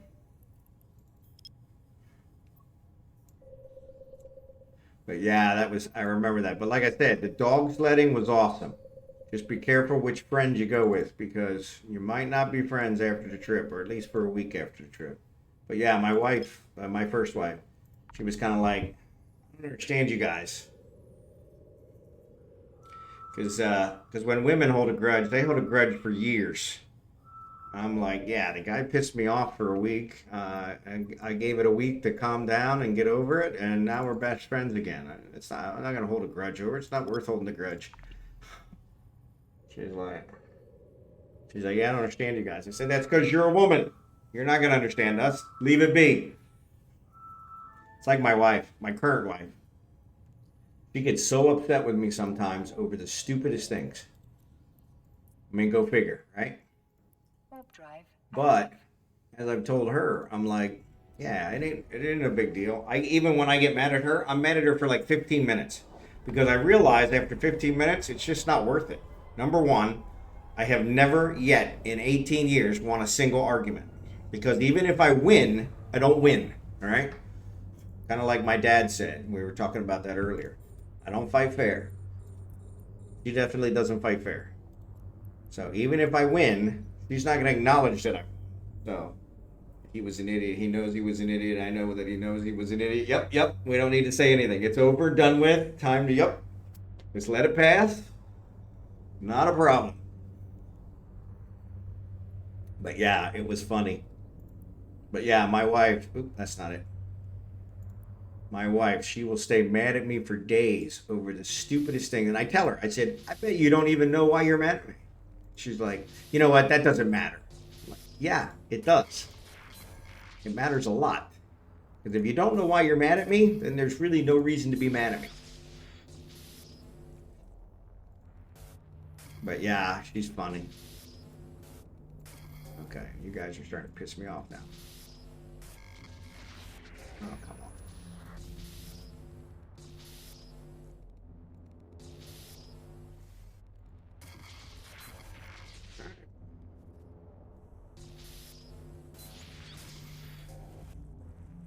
There it is. Like it's got to be here somewhere. All right. 1.8 million. This is a data site, so sorry. I switched it up. Since I didn't find any of the other ones, I may as well do this one, so. But yeah, I think that's a guy thing, though. It's kind of like, you know what? We all make mistakes. Not a big deal. Move on with your life. It'll be fine.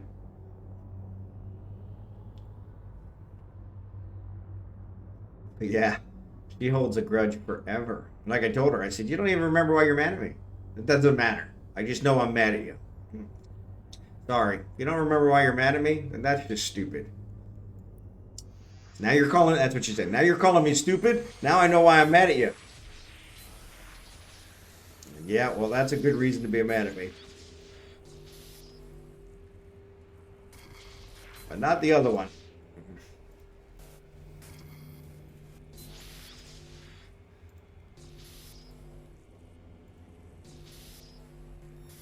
There it is. There it is.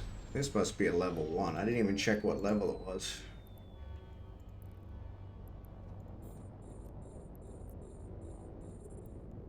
Yeah, I didn't check what level it was. I should have probably checked, but no matter. I was going to do it anyway, so. I don't come across data sites very often, so. Kind of nice to be able to do one. Okay, so this guy is the unlock. All right, cruising in. Won't bounce off too far. There we go. Won't bounce off too far.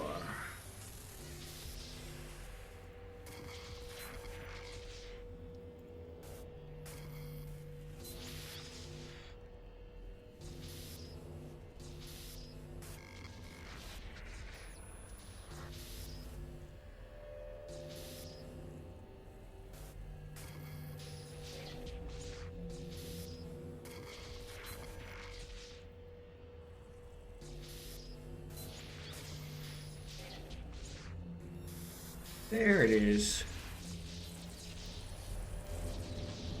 Carbon. Whoa, that's always a big loot item. Why waste my time with carbon?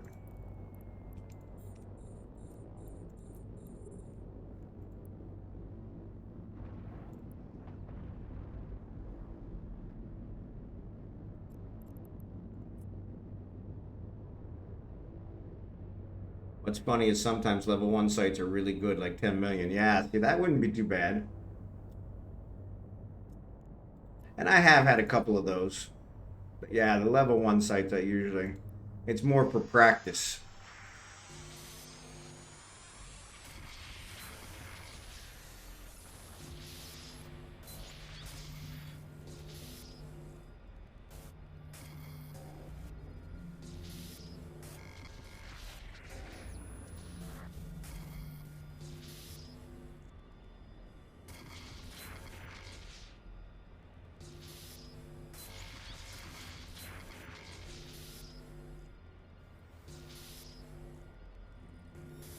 There it is.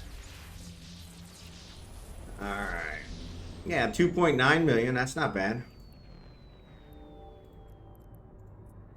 I'm up at 135 million. So.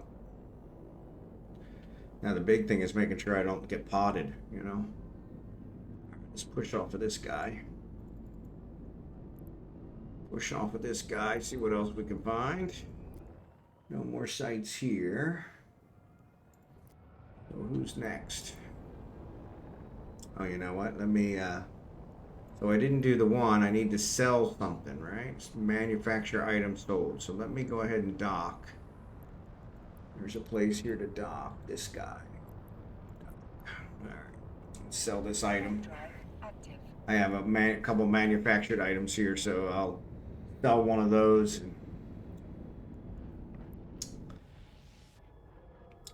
I wonder, does it actually have to sell? Probably does. So I'll put it on the market and then I'll log Craig in on to buy it.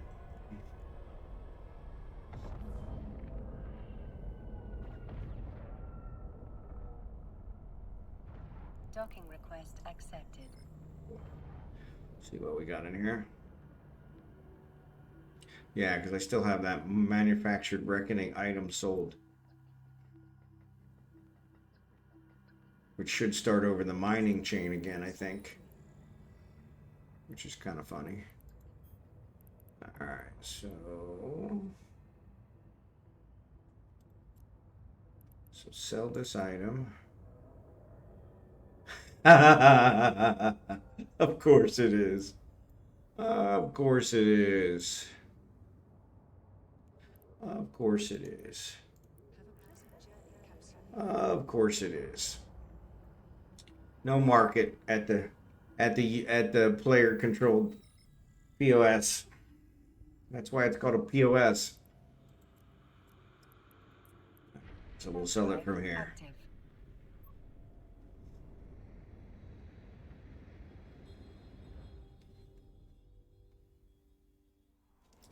Let's see if I can load Kragan back in. Yeah, because it really doesn't seem like it's an Eve thing or anything else. We went for an hour with both of them on before I got disconnected the first time. It definitely doesn't seem like anything there. Yeah, when I get carbon, I'm like, oh, Santa left coal in my stocking. Yep. Yeah, it's like I went to all this trouble for carbon. Thanks a whole lot. If you show info, you can see what the POS offers. Yeah, I had the stuff there, so I had to pick it up anyway. So I think that's the one I just did. Or maybe it was that one. Or was it this one? I think it was this one.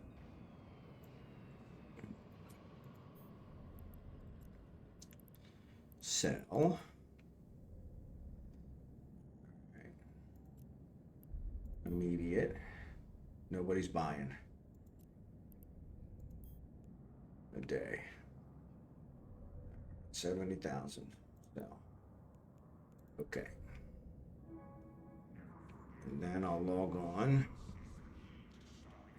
So I got Kragan logged on, so let's switch over to him. And we'll have him try to buy. Alright. Oh, I thought I switched him. Huh, that's weird. So you guys can't see Kragan. Huh. Well, that really sucks. Yeah, so I don't know what's going on there, but market.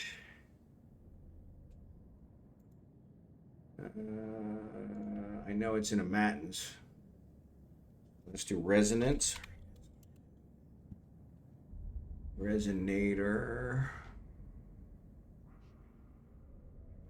Yeah, no, that's not what I'm looking for. Special edition. I don't think it's special edition. Crap, what was it?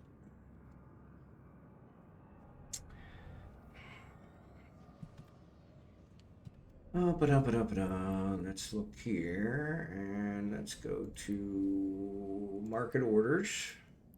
Mid-band emission amplifier. It's not even a resonance, it's an amplifier, you dingbat. Mid-band emission amplifier.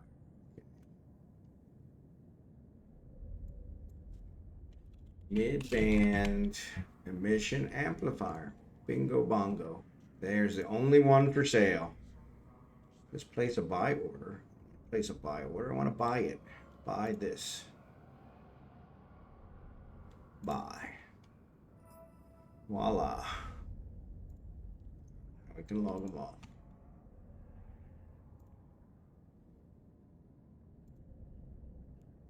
All right. And claim reward. All right. So let's see. Did it give me the mining one back? Yep, Tyrannite Mind. Man, big old circle. What do you do with all these event items? So yeah, I don't really do much with any of them. So I'm only manufacturing them so that I can get the points. So yeah. Seems I may have missed a little drama at Legomaniax. So you show info, you can see what the POS offers. So yeah, so I had to pick up Jerry Can. I had to pick up the stuff with the POS anyway. So, oh, you got to see this clip of the Blues coach caught a puck in practice and has a shiner. Oh man, that hurts. I've been there, done that. Oh yeah, he's got a big old shiner. Holy cow! of course, it hasn't been a coach that hasn't had that happen. So yeah, so good for him. Good for him. Actually, most of the coaches are former former players. So yeah, so he probably caught quite a few before that. So all right, so we got those all taken care of. So let's see which one's next. Exploration, cosmic signatures. Bear Eye, we've been to these ones. Alice, Chun Sword, none of these are good. Mise, that's a 04. I don't want to go to 04. That's a 09. Good God, there's like no signatures. 02. That's a 10, so those are all going to be probably crap ones. Yeah, I'm running out of signatures. I've already been to Arnell. I think I've been to this one, but let's check. Warp drive active. Bluegray, I've been selling what I can for items. There is some NPC loot that can sell too. Using the BPCs to build for the event track. Yeah, so that's what I've been doing as well. So yeah, I've been building the blueprints that I get from the relic sites so that I can do the other chain. So the mining chain, you mine, and then you got to build 2 items, and then you got to sell 1 item. And so yeah, so that's that chain. The relic chain is the enter the relic site, hack a relic site, hack a relic pod, and then hack 2 more relic pods. And so yeah, so that's the circle there. But so yeah, I'm just trying to do as many different chains as I can to get points, so that I'm done quicker. I'm not a huge event guy. So I ran the scan track on 2 characters, the battle track on 2 characters, and now using the BPCs from those to do the mining build track on 4 more. There you go. So that works out good. Yeah, I'm doing the scan and the build track on this 1 character. I haven't done any combat sites, but I may try the combat sites with Kragan. No, actually, I probably should do the combat sites with Falstaff, to be honest. That would probably work out better. But yeah, the scan's easier with the stream, especially since I keep getting disconnected. If I'm doing the combat sites and get disconnected, that would really suck. Because it would either blow me up or fail it or both. It really sucks. So I started the combat in a praxis, but found the guild to be much easier. Yeah. And that's the main thing I'm doing, is I'm just trying to get the praxis. So I have a praxis, but you can always use another praxis. So, and then of course the 100 plex is nothing to shake a stick at either. So always use some plex. Always use some plex. So I just had some luck scanning in a high-tech island I fell into from a C2 Freeport. One dropped a magnate blue 4 skin that is very nice. I bet. That sounds nice.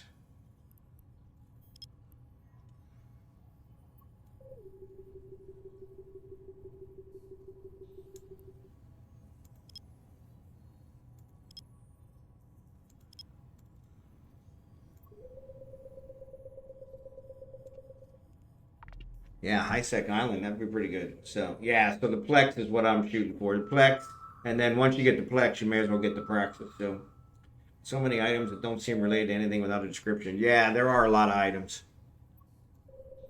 There was somebody else on the stream that was telling me about the resonators and the amplifiers, because I didn't realize what they were either. So they actually make, I guess, the combat sites. One of them makes the combat site give better loot, and the other one makes it higher difficulty, or vice versa. I don't know which one's which, but you carry them into the site with you, and then it causes it to give you better loot, or do a higher, I think a higher difficulty or lower difficulty. I can't remember which one it is, but yeah, you're right. They don't give a whole lot of explanations for anything, which is a typical CCP. I'm sure there's probably an article out there somewhere that I did not read that explains it all. So why would anyone seek a higher difficulty? Yeah, that was kind of my thought. So maybe it's a lower difficulty. Makes it lower, but still gives you higher loot if you have both. So, but you're right. I don't know why you would want a higher difficulty. That doesn't make any sense. So that would be me. I would end up using the wrong one and end up with a higher difficulty. So, Shun Swords. Did I do that one? I think I did. I think I did. Haley, I'm pretty sure I already did. But let's check Haley out. I think you get better bounty payout with higher difficulty. Okay, so maybe that's it. Yeah, so I could see that. That might be worth it.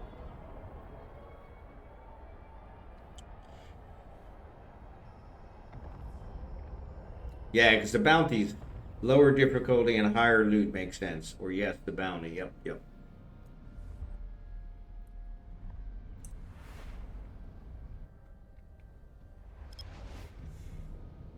Yeah, hard to say for sure. So,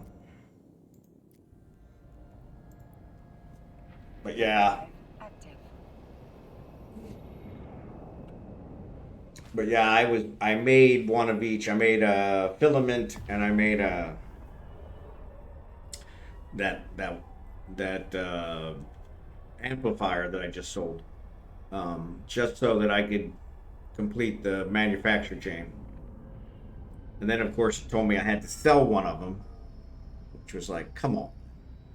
So then I just sold it. So yeah, so now I'm back to the beginning of the mining chain. But yeah, there's a lot of waiting around on that chain. So it's kind of nice to have the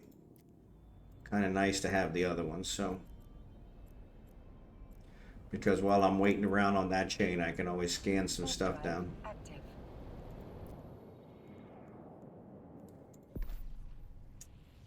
Of course, it took me forever to find the button.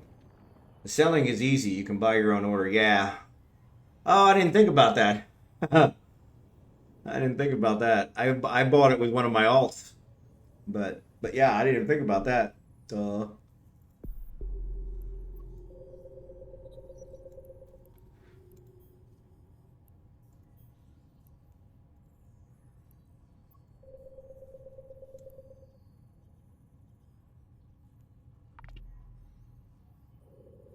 Mr. Four Brain here. Nice. Yeah, exactly. But you need to manufacture 4 every cycle. Build 2, sell 1, build 2, mine 6. Yeah, build 2. Yep, yep. Yeah. And that building, I know the filament takes over an hour. The amplifier, I think, only took like 15 minutes, so that wasn't too bad. But yeah, the filament took over an hour, so that's kind of. So I figured while I was waiting on that, I could go ahead and do some scanning, which worked out pretty good. So yeah, well, I have a ton of the BPCs, so because the relic sites give a lot of those, and I guess the combat sites give those as well. Somebody said the combat sites also give those, so.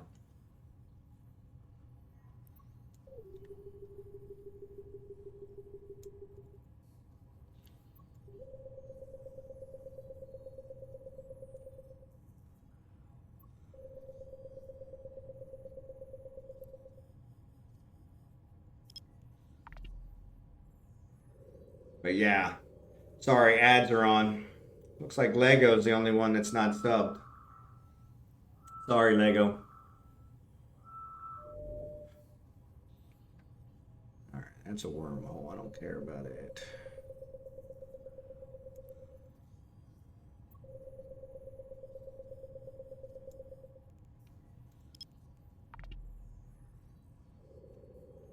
Oh, you're turbo. Cool, cool, cool. Excellent.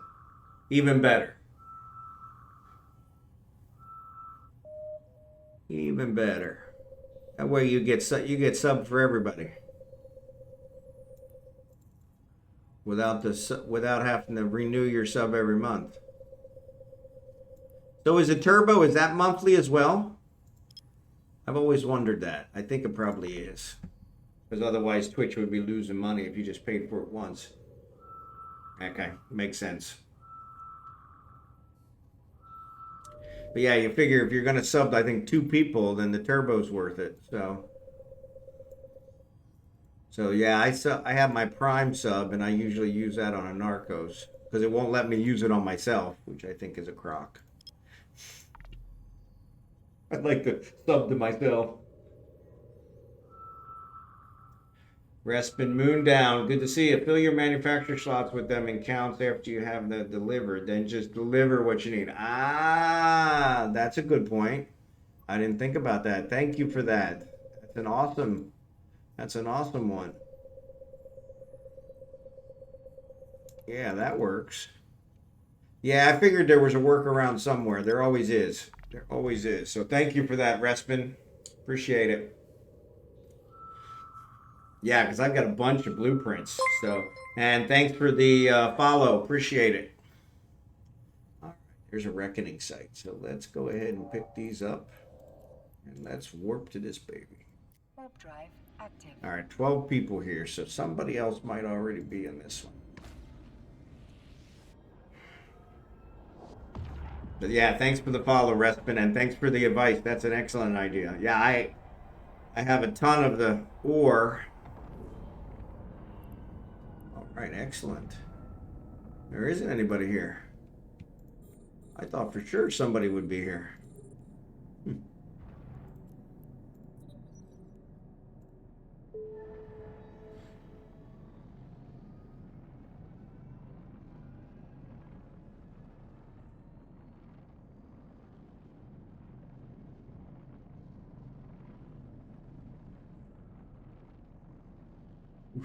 Right in the side of the asteroid. Next like smooth move of the week. Shoot you down. So I did my full track with combat and industry event. There you go. Yeah, that was the thing. I was like, this is kind of a crock if I have to build these every time. But yeah, I didn't think about that. That's an awesome idea. Just queue them up and deliver them. Because yeah, I've got plenty of the blueprints, so that's not a problem.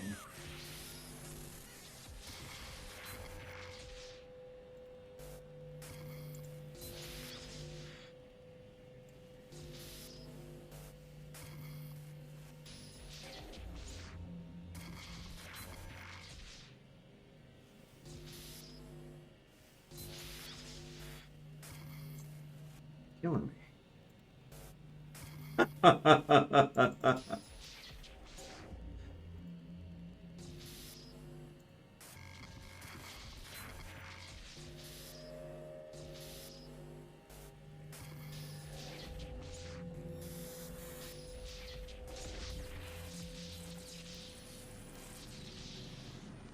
423,000. Not the best, but not bad.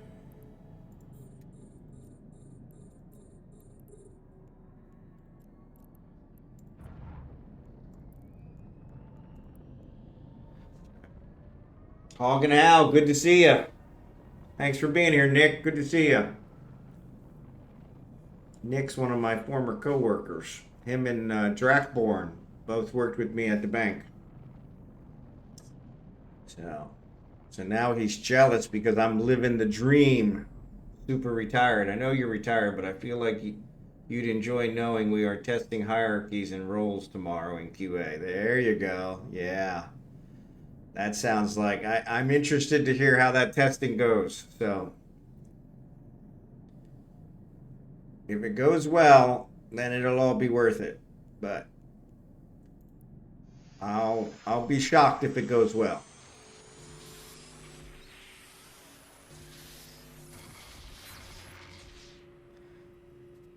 Hopefully it goes well. I hope for you guys' sake it goes well, to be honest. Cow.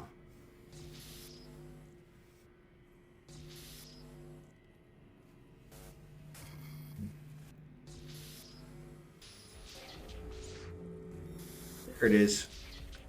Like it's got to be close here somewhere. Another 471.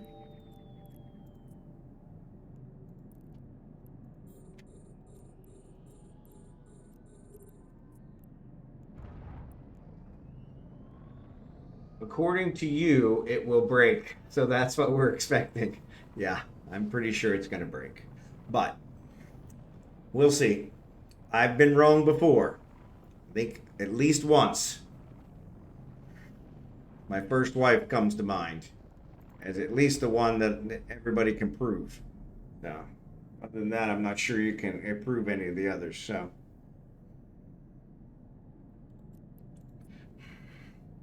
Respin, and remember, the Sleeper Protocol Subverter sells for 100K to NPCs and stations. Whoa, I didn't realize that. Well, I need to make sure to make those.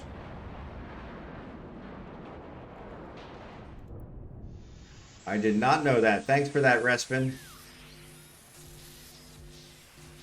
That actually makes it worthwhile.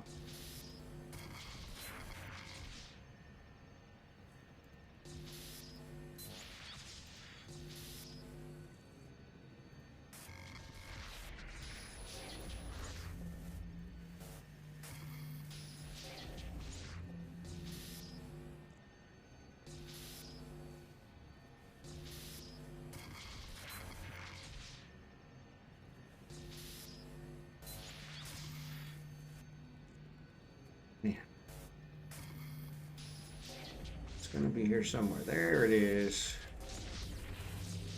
Excellent. 667. So another 1.5 million.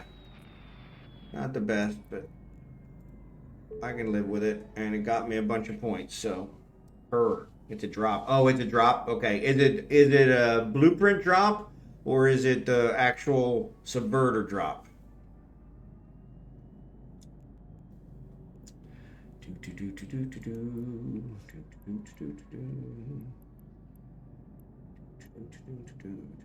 Yeah, I don't get any yet. I'll have to check my other stuff.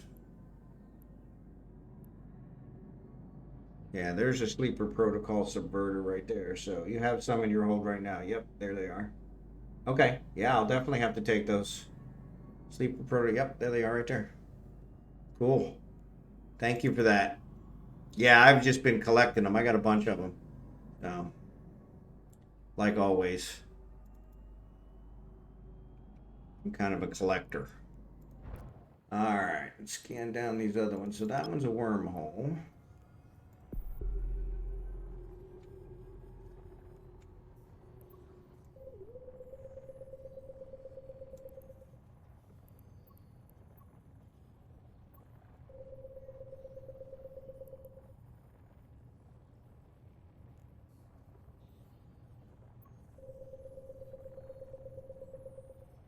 Scanned it down pretty far. Yep. Yeah, I didn't know that. So they'll definitely look for the NPC station where those are sold or where they're buying them and get those over there. Because, yeah, that's a huge one. I think I got a bunch of them, so. I'm really horrible about that stuff. I just kind of collect everything and then never actually turn it in. Which kind of defeats the purpose. So, kind of defeats the purpose. So I joined your Discord and didn't see any pics from your humble abode. Yeah, there's some on there. Look in the EveOnline stream. In the EveOnline channel, sorry. That's probably where they're at. I probably should have put them in the pics channel, but I didn't because I'm kind of an idiot. So, all right, so let's see. We got this one, the Noth. Not a bad ship. I'll take it. 675. All right, let's go back to home. Exploration, cosmic signatures. I think I'm running out. Until 7 signatures. I know I already scanned these. Let's go ahead and jump, see if there's any more. Maybe there's a couple new ones. So.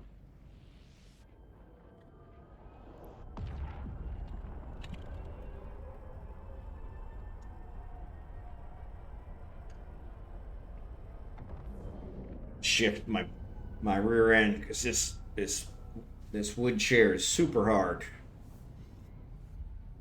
So yeah, there's some pictures of the chair out there. There's some pictures of the desk out there. The Silverwolf community server. Yeah. And then there should be an eveonline channel under it. Or yeah. So when you're on there,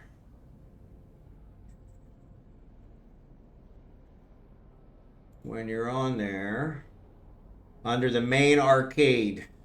So if you don't see that, that means we probably need to get you verified. Maybe you're not verified yet. So do you see the main arcade? So there's a important, which is the announcements channel, the notifications, Hall of Fame. You probably don't see that. Main hall is the chatting and the photos. That's where I should have put it. And then the main arcade has all the channels for all the games that we play or we talk about. And so yeah, so that's where those are. So get me access, damn it. Yeah, so Blossom needs to give you access. So let me ping her and see if she can give you access. So it's midnight her time, so she might be in bed. So let me ping her. But yeah. Blossom. Nope, says she's online.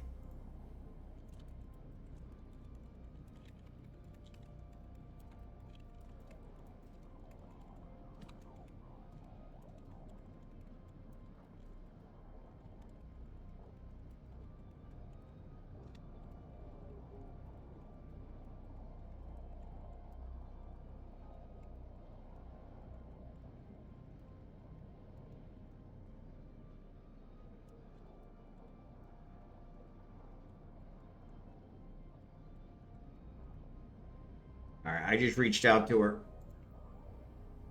Yep. Says she's online, so we'll see.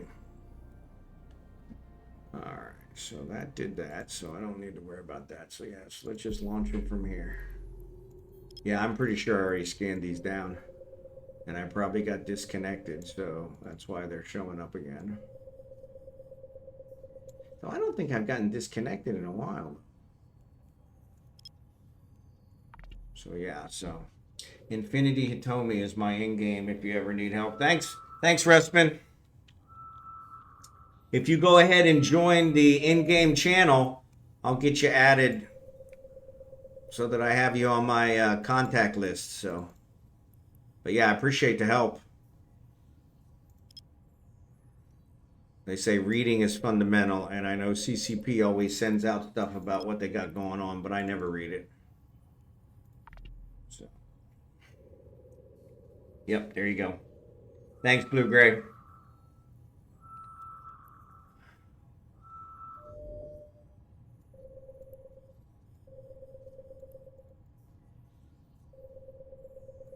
I think Blossom responded. Let me see what she said. I don't know why my Discord's not notifying me anymore. Nope, wasn't Blossom. Maybe she said it in here. Verify me.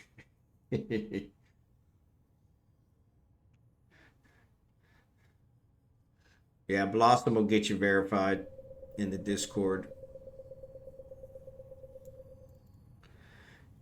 She's my Discord admin. I don't know even how to do it. So, in fact, one of these days I need to have her show me how to do it so that I can do it. But yeah, she didn't respond yet, so I'll jump in that channel a sec. No worries, no worries.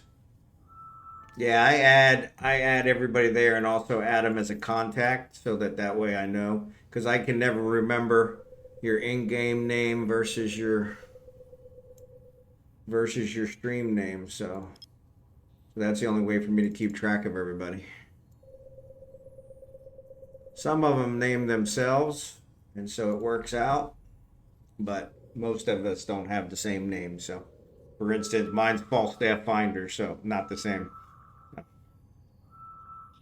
No, Bondor JR wasn't very role-playing, so that's why I didn't go with it. So,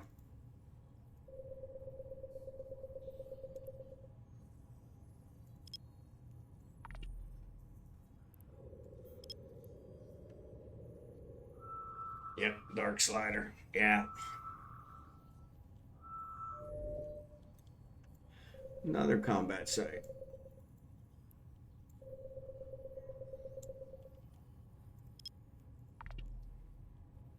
Just checking if you had. Yeah, I do have the Eve to Twitch bot. Yeah, I set that one up a while ago. In fact, I don't even remember how to set it up now that you mention it.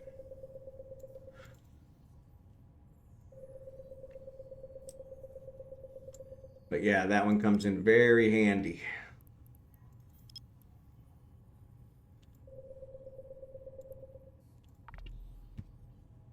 So yeah.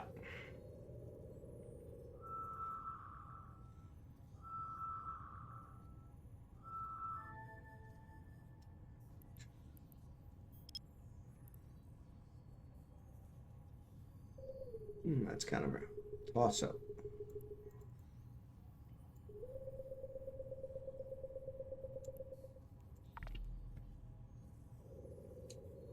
Oh. Yeah, I'm definitely gonna have to do something else. This cushion worked on the plastic chair. Oop, there's a relic site. But it's crumbling Serpentis. Yeah, it's not a event relic site. Damn it.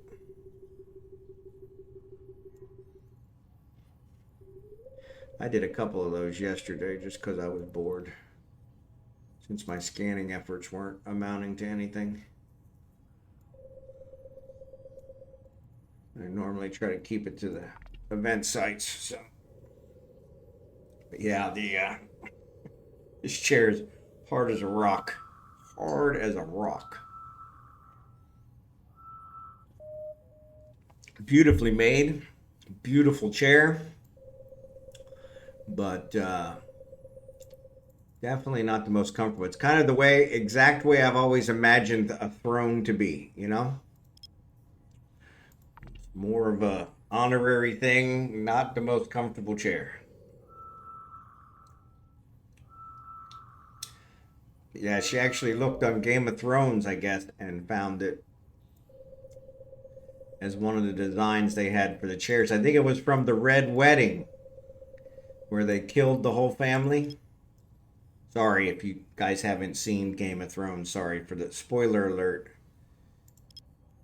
But yeah, I think it was one of the chairs from the Red Wedding, is what she ended up using for the design. So.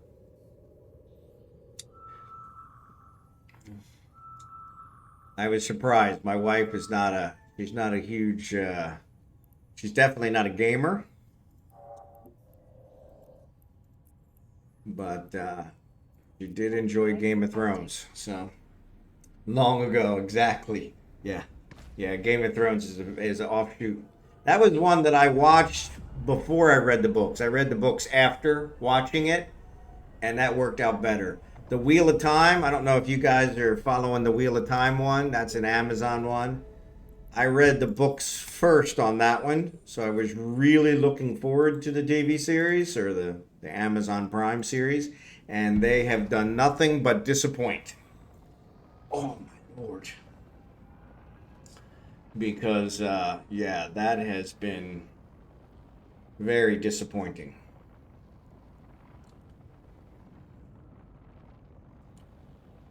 So, I really am not having any competition with these sites the last 2 days, so I'm getting super lucky. So, super lucky. So, that's how I was with The Witcher. Yeah, yeah. Yeah, see, I never read The Witcher, but I did watch it on Netflix, and I enjoyed it.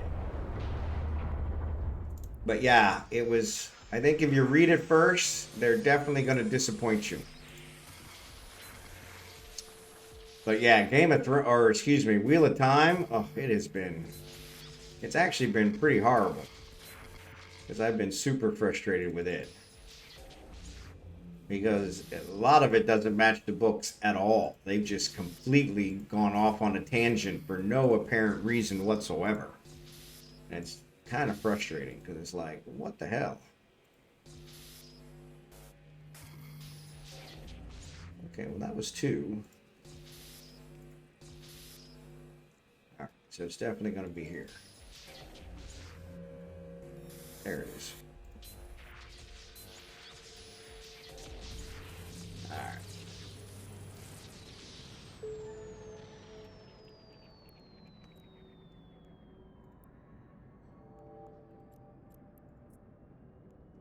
But yeah, I mean, what do you expect?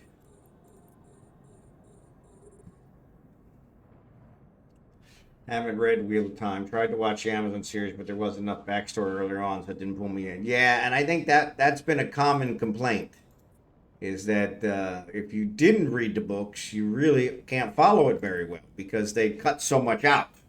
Now, don't get me wrong. The Wheel of Time series is 13 books, so there was a lot of filler, okay? But I think they're trying to cut it down to like 8 seasons, which they haven't even got the 4th season approved yet.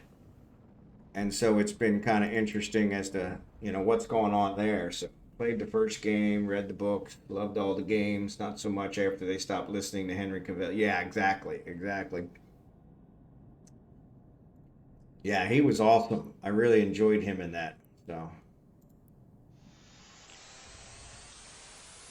which was funny because he played Superman, so it was kind of a different part.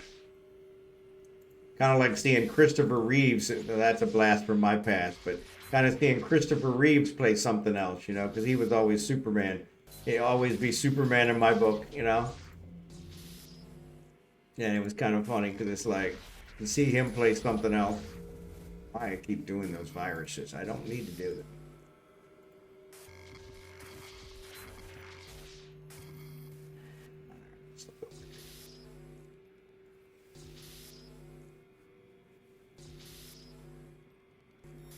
There it is. All right.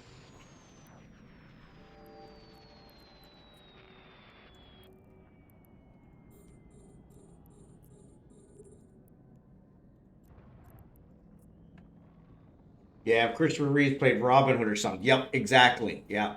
I tried to watch Wheel of Time, wasn't very impressed, thought it was just me though. No, they really had no idea who anyone was or what was going on. Yeah, they really screwed it up. They really screwed it up. I've been very disappointed, and I loved the books. I've literally read the books. I've read the first probably 6 books, probably 5 or 6 times. The last book I didn't read as much because they weren't out.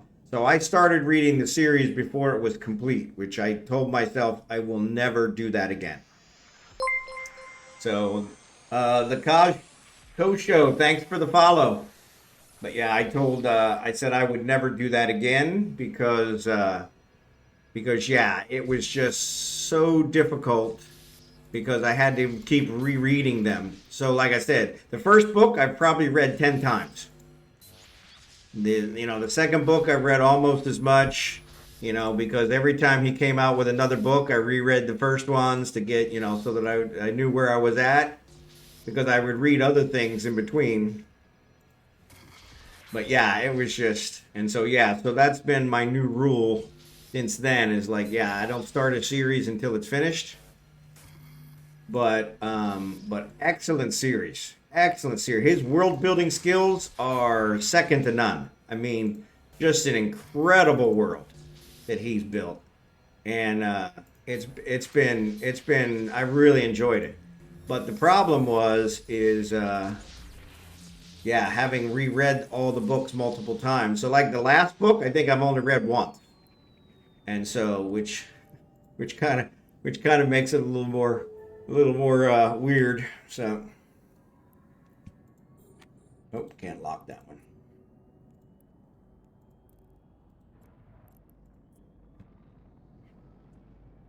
But yeah, very immersive. I'm an uncultured swine that doesn't read books. They put me to sleep. If it's not a movie, then I haven't experienced it. Yep.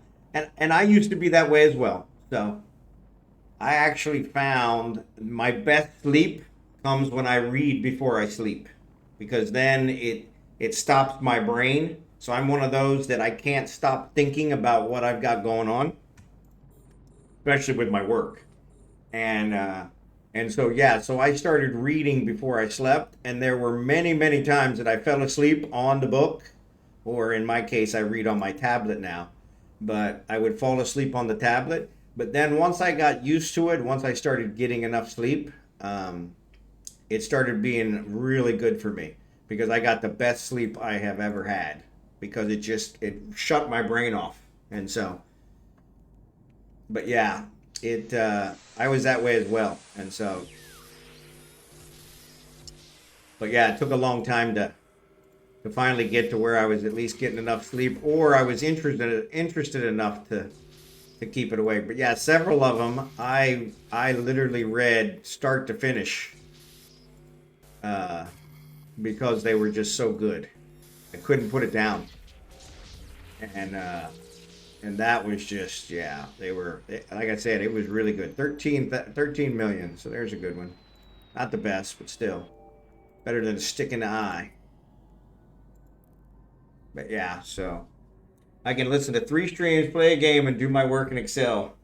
Put a book in my hand, and it's good. Yeah, exactly. Yeah, I was the same way. I was the same way. And it was so funny because it was like, yeah, this is just a waste of my time. And but yeah, it came down to being the key to me getting good sleep. And so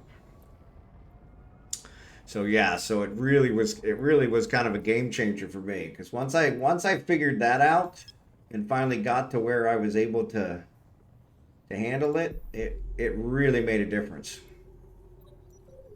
And so yeah, so now I read before I sleep almost every night. There are some nights where I'm just so tired I can't do it, and on those nights I don't. But all I need when I get to bed is to start up YouTube. About 5 minutes into vid, and I'm out like a light. Yeah, yeah. Well, my wife always complains is because we'll turn on a TV show that we want to watch, and I'm usually out like a light. And so, but then after she wakes me up and tells me to go to bed, then I can't go to sleep because now I've already had my nap. And so then I usually read. And like I said, it just shuts my brain off.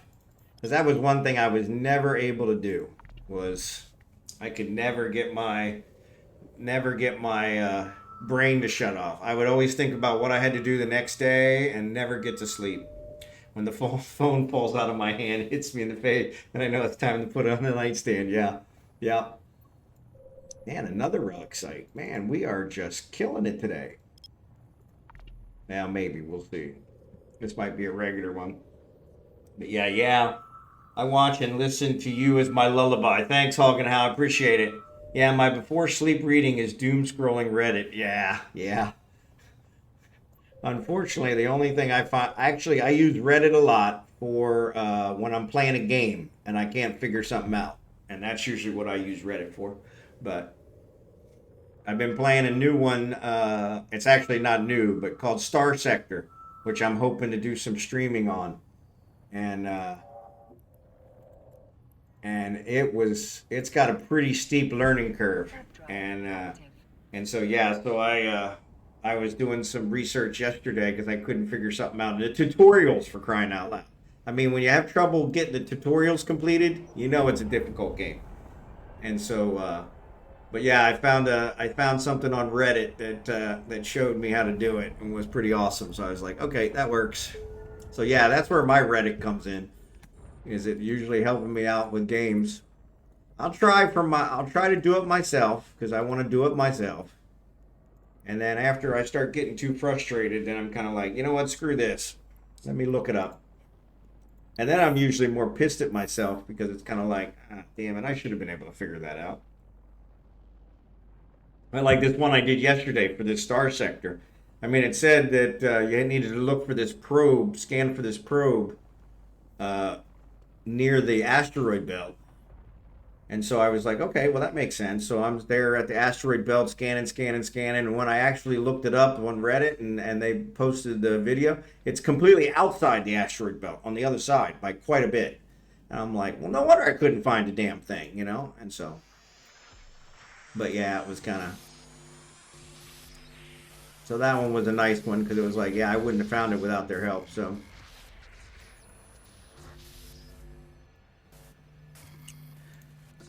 Let's see what we got here.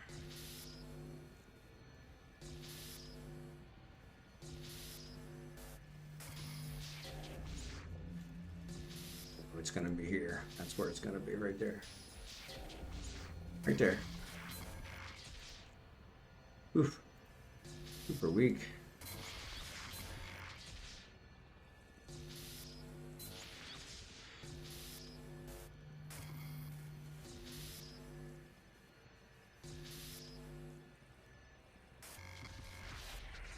Man.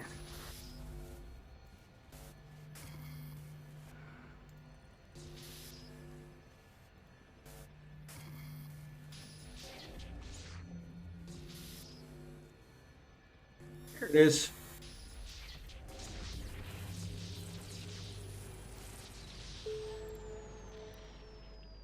Man, that was a close one.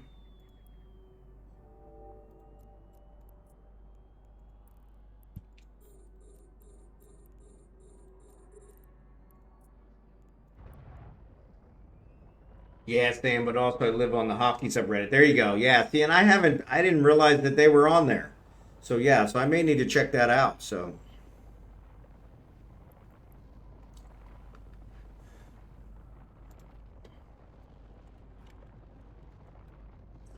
All right, cool. Thanks for that fitting. I will definitely save that one. I will definitely save that one. Oop, oop, oop. I didn't turn off my micro warp drive. Now I bounced off the node. That's all right. I caught it early enough.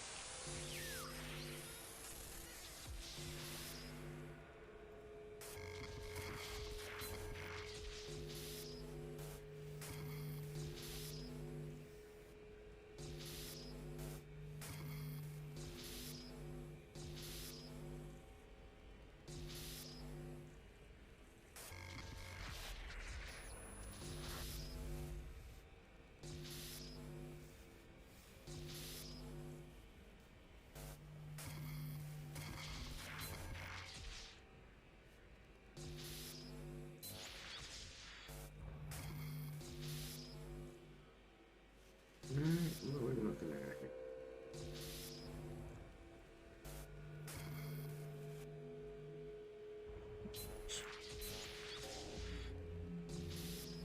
Wrong guess.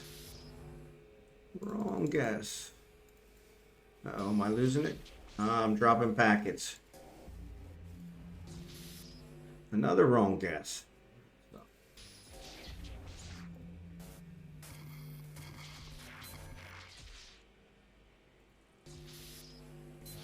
There it is.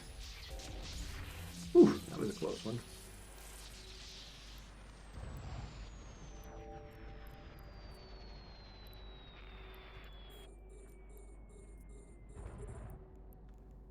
Dropping packets.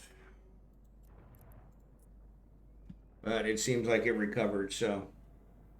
Yeah, there's hockey and a sub for each team too. Oh, cool. I'll have to check that out. So, cleared the combat site in around 8 minutes. Excellent. I will definitely give that a try. Actually, and thank you for that, for the reminder, because let me add you as a contact. And then I'm also going to put you in here.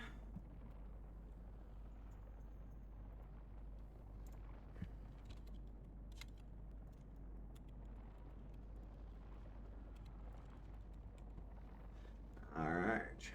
That way I can remember. Oh, didn't turn off my micro warp drive again. Imagine that. I had a nickel.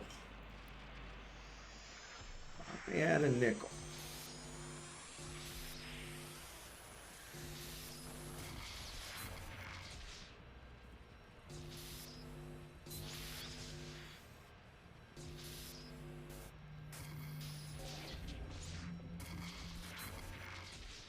I had a nickel.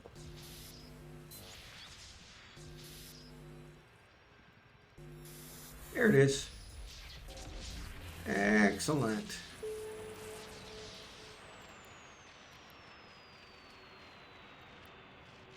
Not the most expensive, but we're at 152 million, so which is funny because after the first site we were at 130 million, so you know, nothing like blowing it all in the first load, right?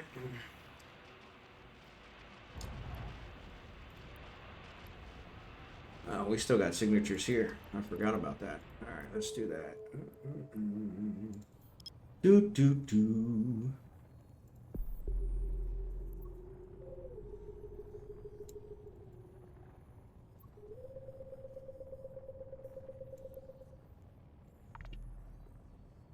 Combat sites has really fast enemies, so that fits helps a lot with application. Cool, cool. Appreciate it.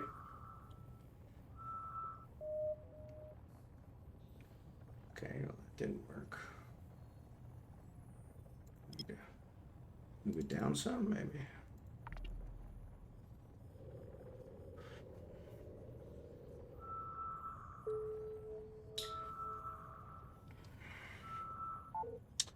Aha. So it must have picked up something else.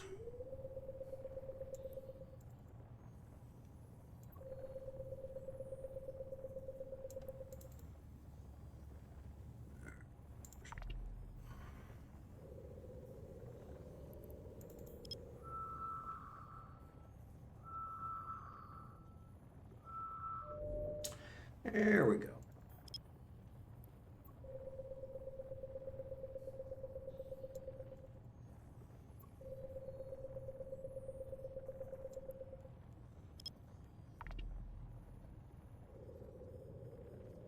Yeah, that's what somebody else had mentioned, that the combat sites, the enemies were pretty fast, so you had to have a fit that would take care of it. That's the problem with the combat for the event ones, is you almost always need to have a special fit.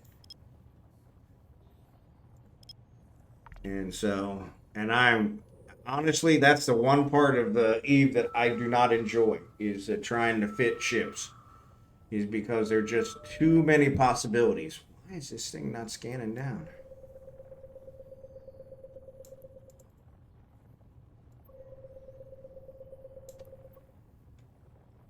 It's weird.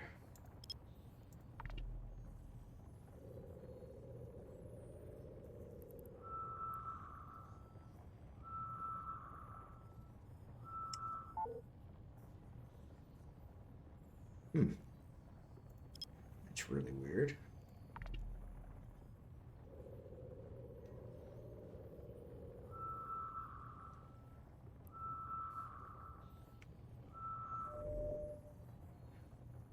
I don't know what happened there, or why all of a sudden it started working.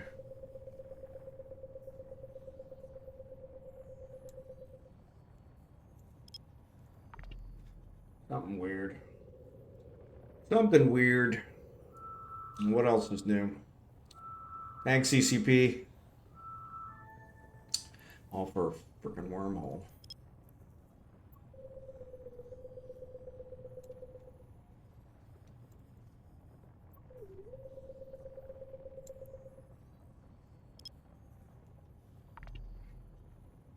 All right, Nick. Have a good night. Appreciate it. I've also used it on L3 missions running HQ. That's cool. I do a lot of level 4, so that's cool. Oh, nice. The Catalyst Police skin dropped on Twitch. The cop skins are always nice. Yeah, that's what they were saying. I know. I think Blossom was actually trying to, or maybe it might have been Jackson. One of them was trying to collect them all the cop skins. So yeah, I have dropped on. I don't have it in the title, but yeah, if you watch for, I don't know, 2.5 hours, which actually we just crossed the 2.5 hour mark, you should get drops. So make sure you check that, so you get what you get what you deserve.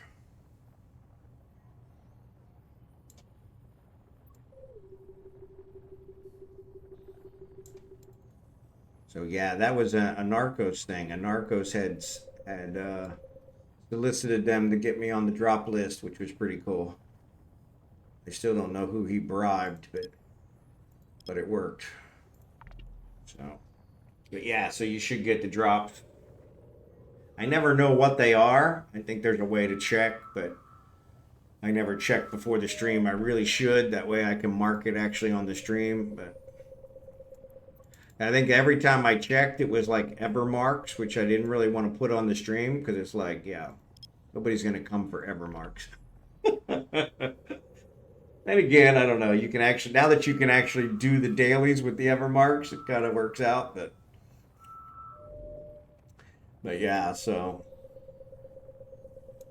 nobody ever showed up before for ever marks. But now that you can do the dailies with the ever marks, it kind of works out. But yeah, it was kind of funny. So, who is Incontinental Foch? What a name. Yeah, I always need more Evermarks too. So yeah, so I understand. I don't know who Incontinental Foch is. Sounds like a decent name. All right, let's see where we're headed next.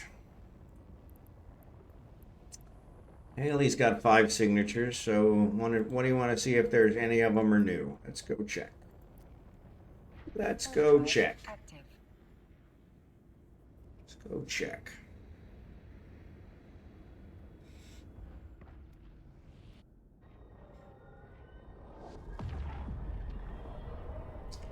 Let's go check.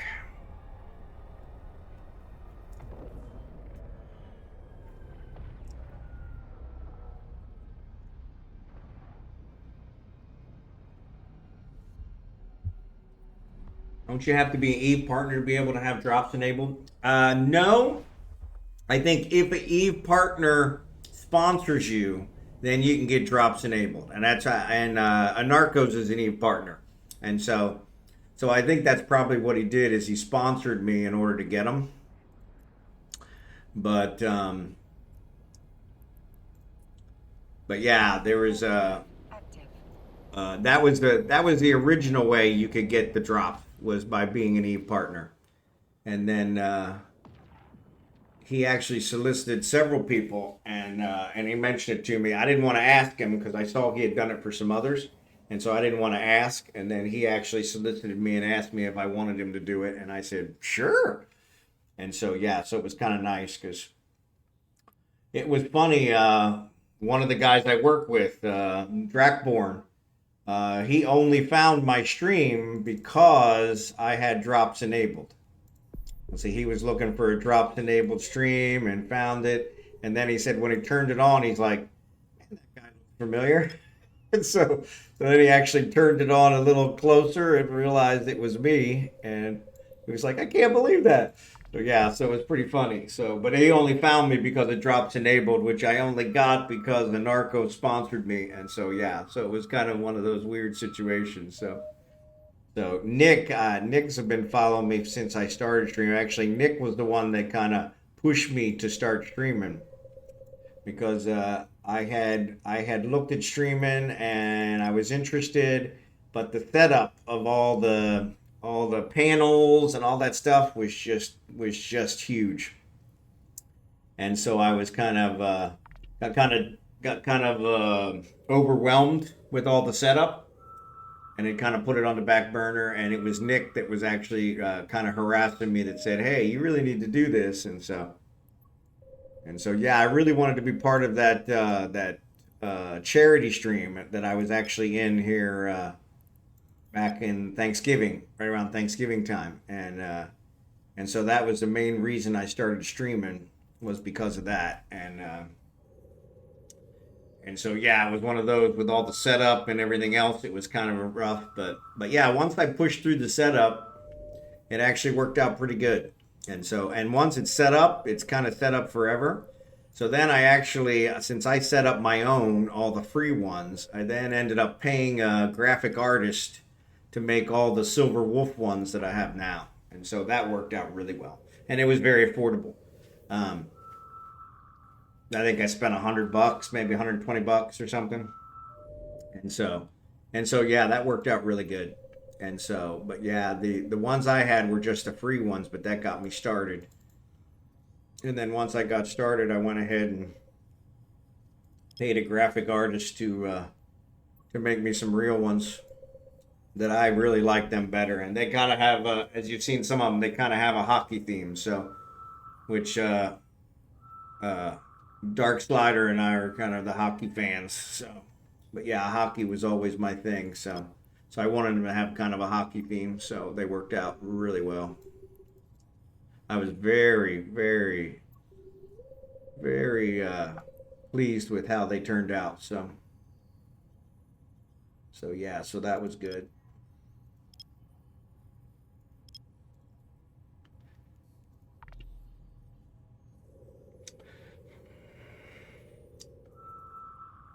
Yeah, yeah, yeah. Yeah, yeah, I was thinking the same thing. I was thinking, man, now I need to sponsor a hockey team so that I can get that on a jersey. That would be awesome. But maybe a lot of the streamers end up doing merch, which I'm not a huge merch guy. But that was one I thought about is maybe I would do some merch and I would do hockey jerseys. Hockey jersey here in the Philippines would be brutal.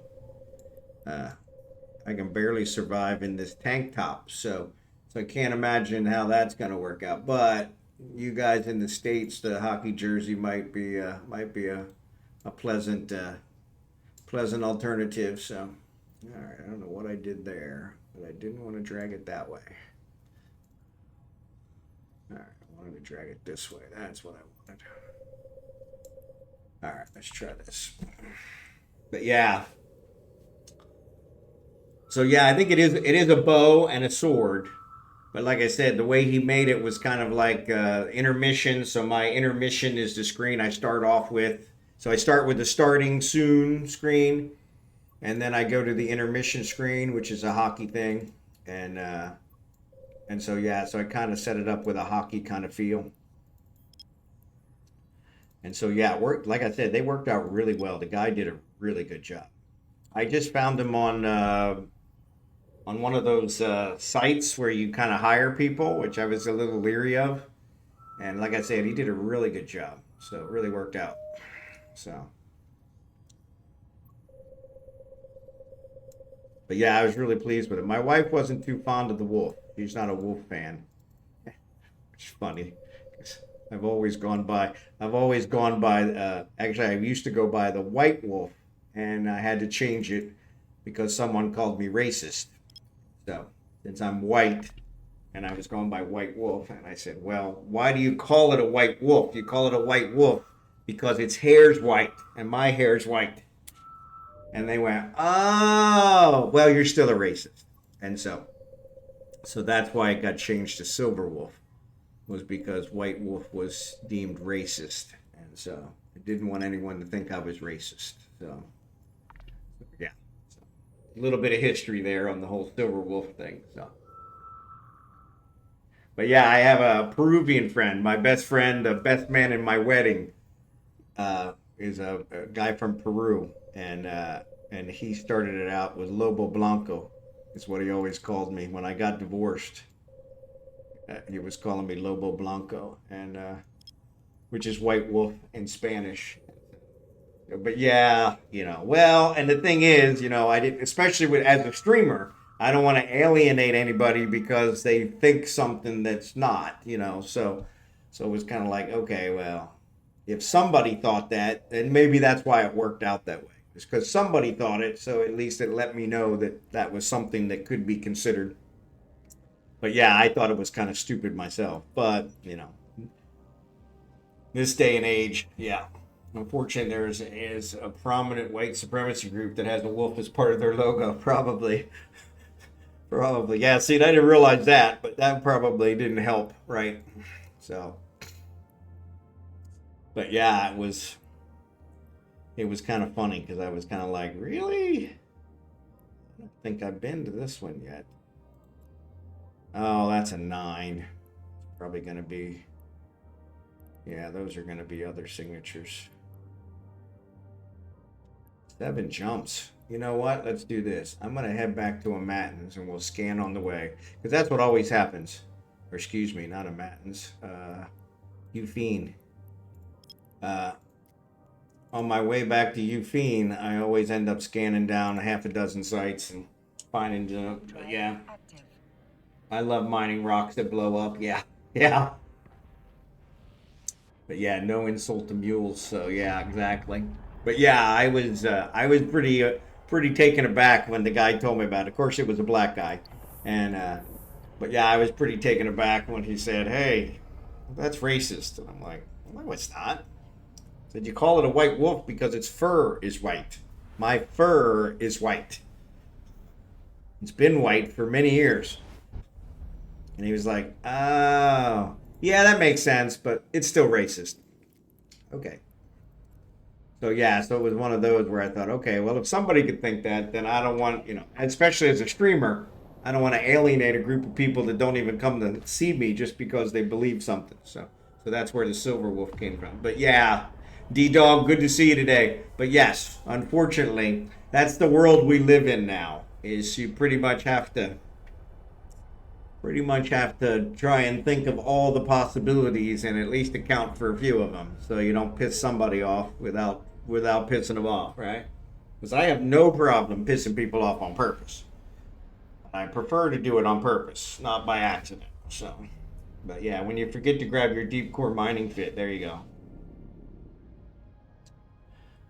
But yeah, but that one was one that kind of floored me because I was like, well, I didn't even think of that. So that's why I said, well, at least that way I know, because I don't think that way. I just, you know, my father was married twice. I told you guys I went through a divorce as a kid. I got two blood sisters, both younger than me, and they both live in Florida. And then my father remarried, and the woman he married had two children that she had a very difficult time having the children. They had birth defects. My brother was in a body cast because his hips didn't form right when he was a child.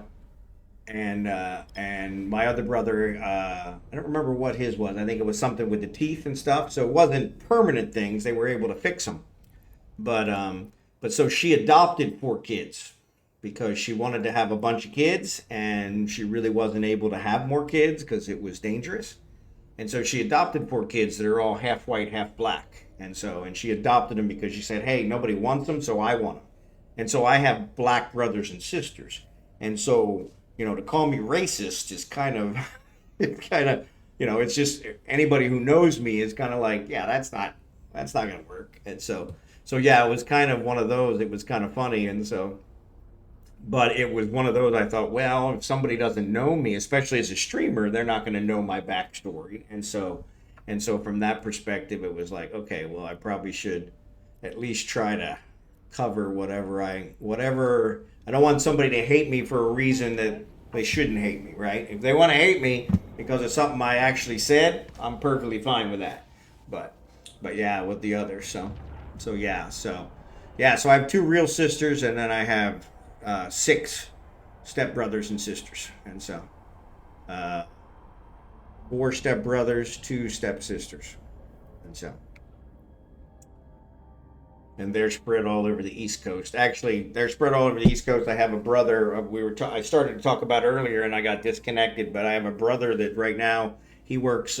He was served in the army and didn't enjoy the army that much, but actually got out of the army, got an honorable discharge from the army, and then became a civilian contractor for the army, and he loves that. And so he's actually in Bahrain right now, and he's loving that. But he's another globetrotter. I was thinking about that. I started to bring that up when Omega was on, because yeah, he's a globetrotter. So he's been uh, he's been all over. Yeah, he was in Germany for many years with the army, Bahrain, Peru, Panama. In fact, I think he's planning on moving to Panama after he finally retires, but they pay him such an ungodly amount of money, he doesn't want to retire because it's pretty easy work, and he gets paid a lot of money to do it. So I have a guy that I went to college with that does the same type of thing, and he travels all over. Irish guy, and he's been back to his motherland, Ireland, several times with them. Transferring him and doing stuff, and so he loves it, and he gets paid a ton of money to do it. But unfortunately, my brother was married, divorced now. Uh, when you don't see your wife for 5, 6, 7 years at a time, it doesn't really build a good relationship.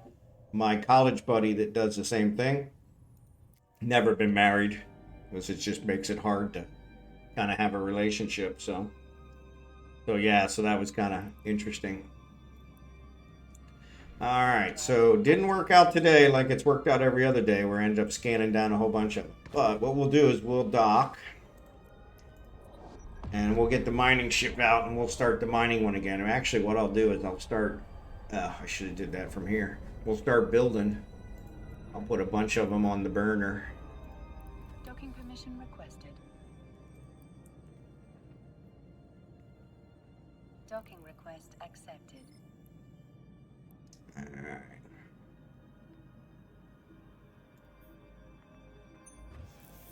I'll put a bunch of these on the burner so I have them.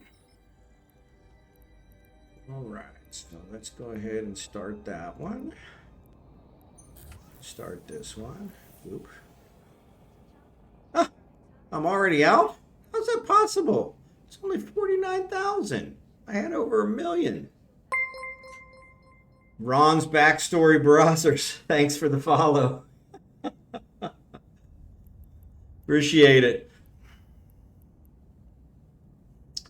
Here's another filament. What about the amplifier? Nope, amplifier needs another one. Utherpend, thanks for the follow. Appreciate you guys. Caviar Liberta, appreciate it. All right, so what we'll do is we'll run some more ore over there because I've got a bunch of ore. So let's drop these guys off. Actually, let's not drop those off. Yeah, let's drop all this stuff off. Stack all. Why that's not? Oh, that's a starburst. That's why. All right. So let's select all. Because I'm pretty sure I already put the probes on, so that was good since I didn't screw that up again. Let's board this guy. Let's take these ones.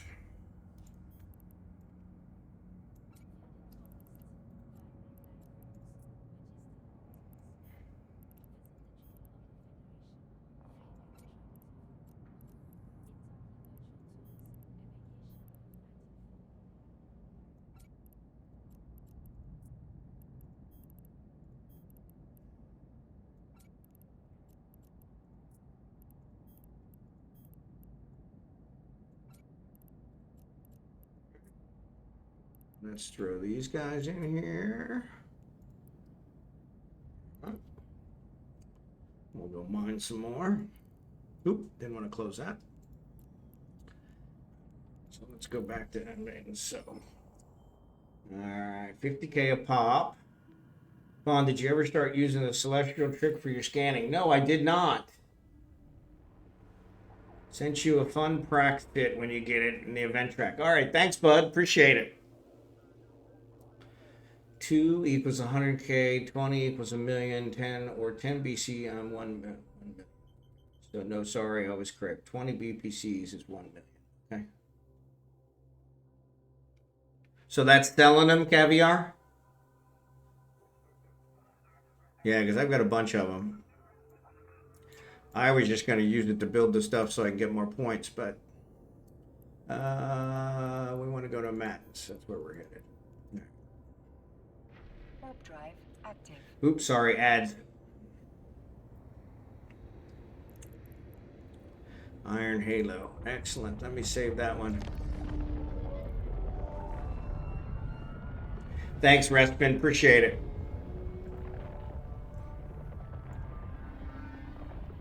Oh, man, this chair's killing my butt. Oh, sorry, I got to stand up for a bit. Got some circulation back into my rear end. The plastic chair was rough, but the plastic chair, I could get through the 4 hours with the plastic chair. So let's dock here. What do you mean to sell the BPCs or the filaments? So yeah, that's what I'm wondering. Lutrium. Oh, to sell the mineral. Gotcha. Or buy it, right? Yeah, I gotta mine it for the event, so I just go ahead and mine it. And I got a bunch of it that I already mined. So 1 million units electrium to run 20 BPCs. Ah, gotcha. Okay. That's what you were saying. Okay. We thought you were talking money. Yeah, I think I had $250,000 is what I think I had, if I remember correctly, when I processed it the last time. Back. Unfortunately, I have to process it here, getting 69%, which is lower than I normally get.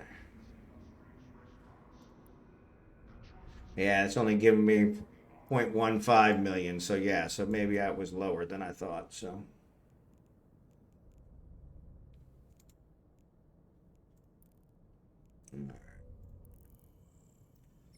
Unfortunately, there's nowhere to build here, so that's the event. Yes, that's the event ore, and so, which is only good for the event. So once the event's over, it ain't worth nothing. So I don't want to end up with a whole bunch of it, because that'll end up screwing me in the end. Warp drive active. Which is usually what happens. Is usually what happens.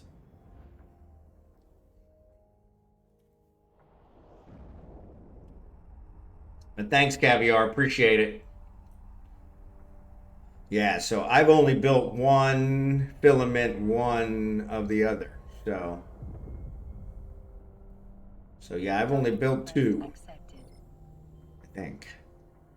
Pretty sure I've only built two. So. But yeah, I'll go and mine some more. So. Well, we could set up a mining fleet just for that if anyone needs more ore. Yeah. Happy to help since I don't do this event. Yep. Yeah, no, that makes sense. But yeah, I think that would probably get us way too much, to be honest. So.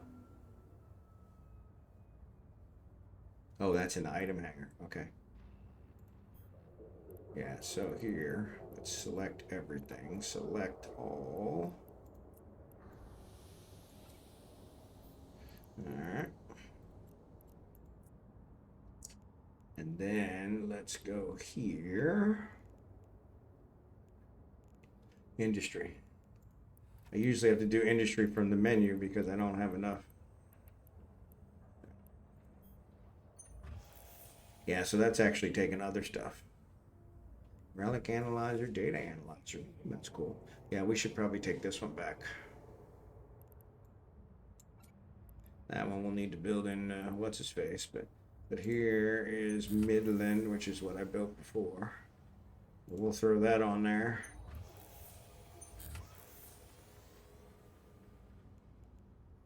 How much do I have? 105. So yeah, so let's add another one. And another filament. Alright, cool.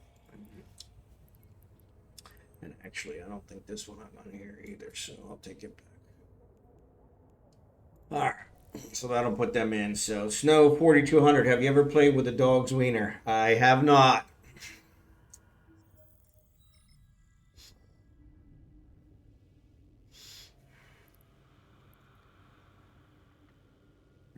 So let's jump over here to Utherpend, and then I'll get my miner out. Drive active. And so there's none here. To check here to see where the mining sites are. Home, resource, ore anomalies, Tyranite deposit. So that shows Arnatel. So yeah, so we'll jump over there. So that's one jump. So yep. But yeah, so I'm gonna mine some more. But yeah, I don't know that we need to set up a mining event for it because that probably would get us way too much. So. Drive active. Because then we're gonna have a whole bunch of extras. My friend's brother Clark did once.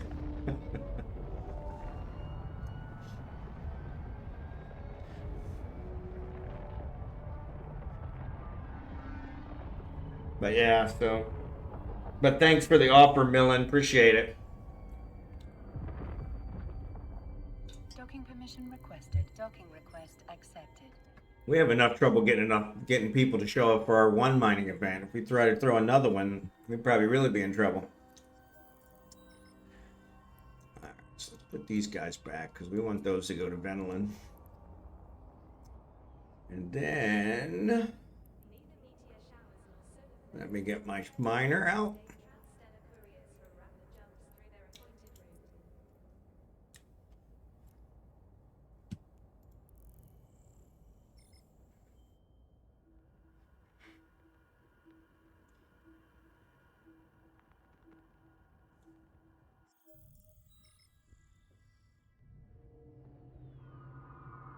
And then we're going to jump over to, oh, it's not one jump from here.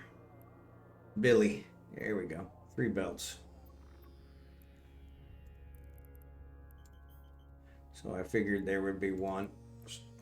Warp drive active. We'll go mine some. We have a mining fleets all day on moon and ice 6 days a week. There you go. That's pretty good respite. Yeah, I have a mining event every Monday night, USA time, Tuesday morning Philippines time, and where I mine with my viewers, and that we usually get a pretty good turnout for that. You guys are all welcome. It's not an invite thing. It's whoever is on wants to join us. We provide the boost. We provide compression. You guys take all the ore. And so yeah, it's usually a lot of fun. Good conversation, if nothing else. But yeah, we have a lot of trouble kind of getting people sometimes to show up for that one. So one event a week is usually about my gist. So, all right, Reckoning Sleeper.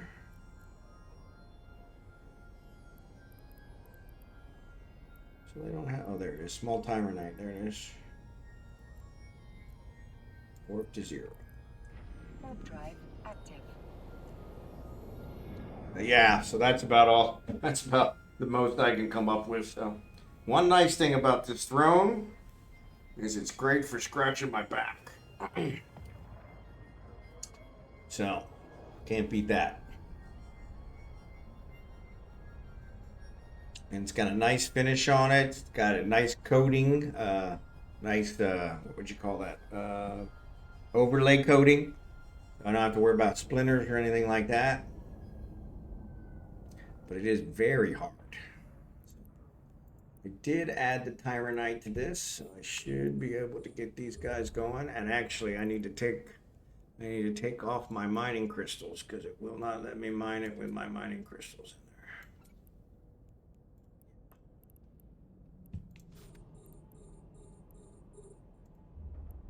there. And unfortunately, this one can't be compressed. So yeah. So. Oh, look at that. There's some bunch of NPC harvesters out here. That kind of sucks. So.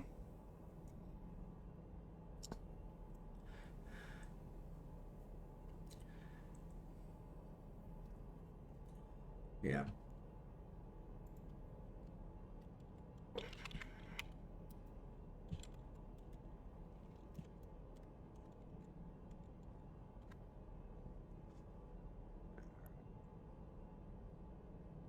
But yeah, a bunch of NPC mineral acquisition on the event site, which is kind of strange. Which I don't know why they'd be doing it. So, Schadsquatch, thanks for the raid. Thanks for the raid, buddy.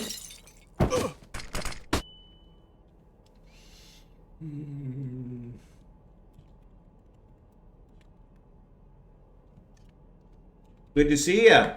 Thanks for the raid. Got your name spelled right for the shout out, so which I was afraid I wasn't going to get that right, so appreciate it. Our Alliance mines FCs, they only have to do is pay 10% tax for what we mine. It goes to the boosters, help power stations. Yep, that works. That works. So yeah, thanks for the raid. Raiders, welcome. Appreciate you guys. Any friend of Schadsquatch is a friend of mine, so I got to run. No problem, Schadsquatch. Thanks again. Have a good night. But yeah, I'm doing some mining for IcarusCasablancas. Thanks for being here. I'm doing some mining for the event stuff. I just got done scanning and just did a bunch of scanning relic sites. Got about 138 million, 145 million, I think it was, in loot. And now I'm mining so that we can get some kind of do the mining track since I ran out of sites. D-Dog. But yeah, Raiders, welcome. Appreciate you guys.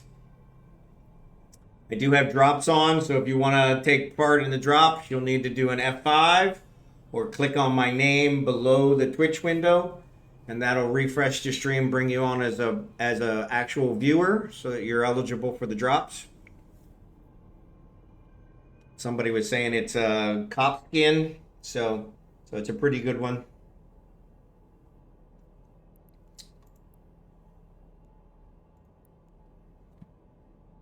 But yeah, so thanks for being here. Appreciate you guys being here. Any friend of Schadsquatches is a friend of mine. So, but yeah, we've been doing did the dailies earlier, and then we're scanning down the relic sites and trying to do those, and now we're kind of working the mining and manufacture chain for the event. I'm at like 700 points, 735 points. So 850 I get the Plex, and 1050 I get the Praxis. So we're getting pretty close. So yeah, getting pretty excited. I have a Praxis, and I kind of enjoy it. It's a good one. So always good. Could always have another, right? Can never have too many. So never have too many ships. No. But yeah, Raiders, welcome. Appreciate you guys being here. What were we talking about? We talked about a bunch of stuff today, so.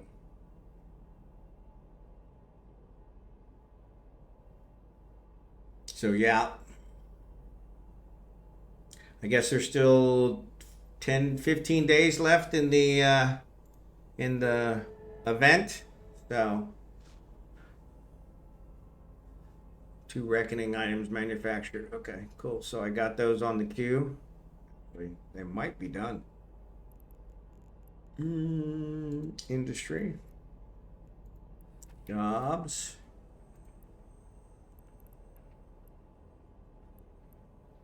Nope. 1 minute. We'll get those taken care of. The craziest individual you've encountered. The craziest individual I've encountered. Is your doggo around? Can we see your doggo? Actually, she is not. She's with her mom. So she was super depressed yesterday because mom wasn't here. I was starting to get very, very worried about her because she laid around all day, didn't get excited. And then mom came home around 10 o'clock and she got super excited. So I was like, okay, so it's just you're not excited to be with dad. You just want to be with mom. So.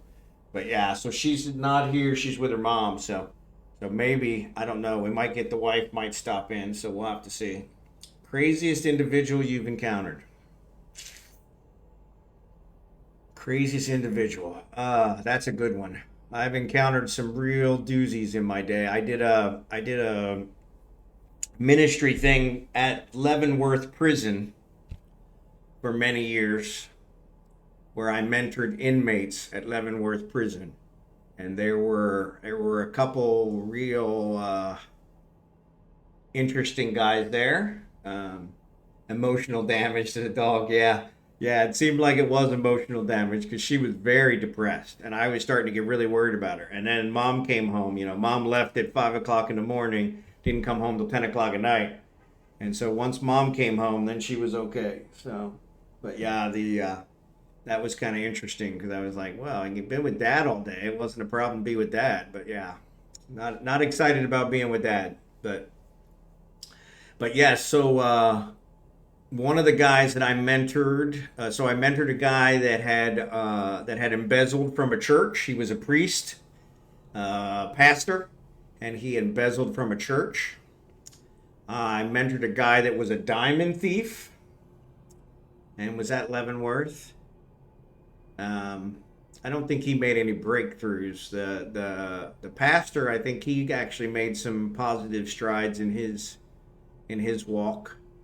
The diamond guy, not so much. He was always interesting because we're not. There was a bunch of rules around, us mentoring inmates, and we couldn't take anything from them. We couldn't accept anything from them. It was a strictly talking thing, and he would always try and give me candy or things just to try and get me to take something, so that then I would be guilty of a crime, and so yeah, he was always testing to see what he could get away with. He was kind of funny. He actually got released while I was there, and I don't know what happened to him.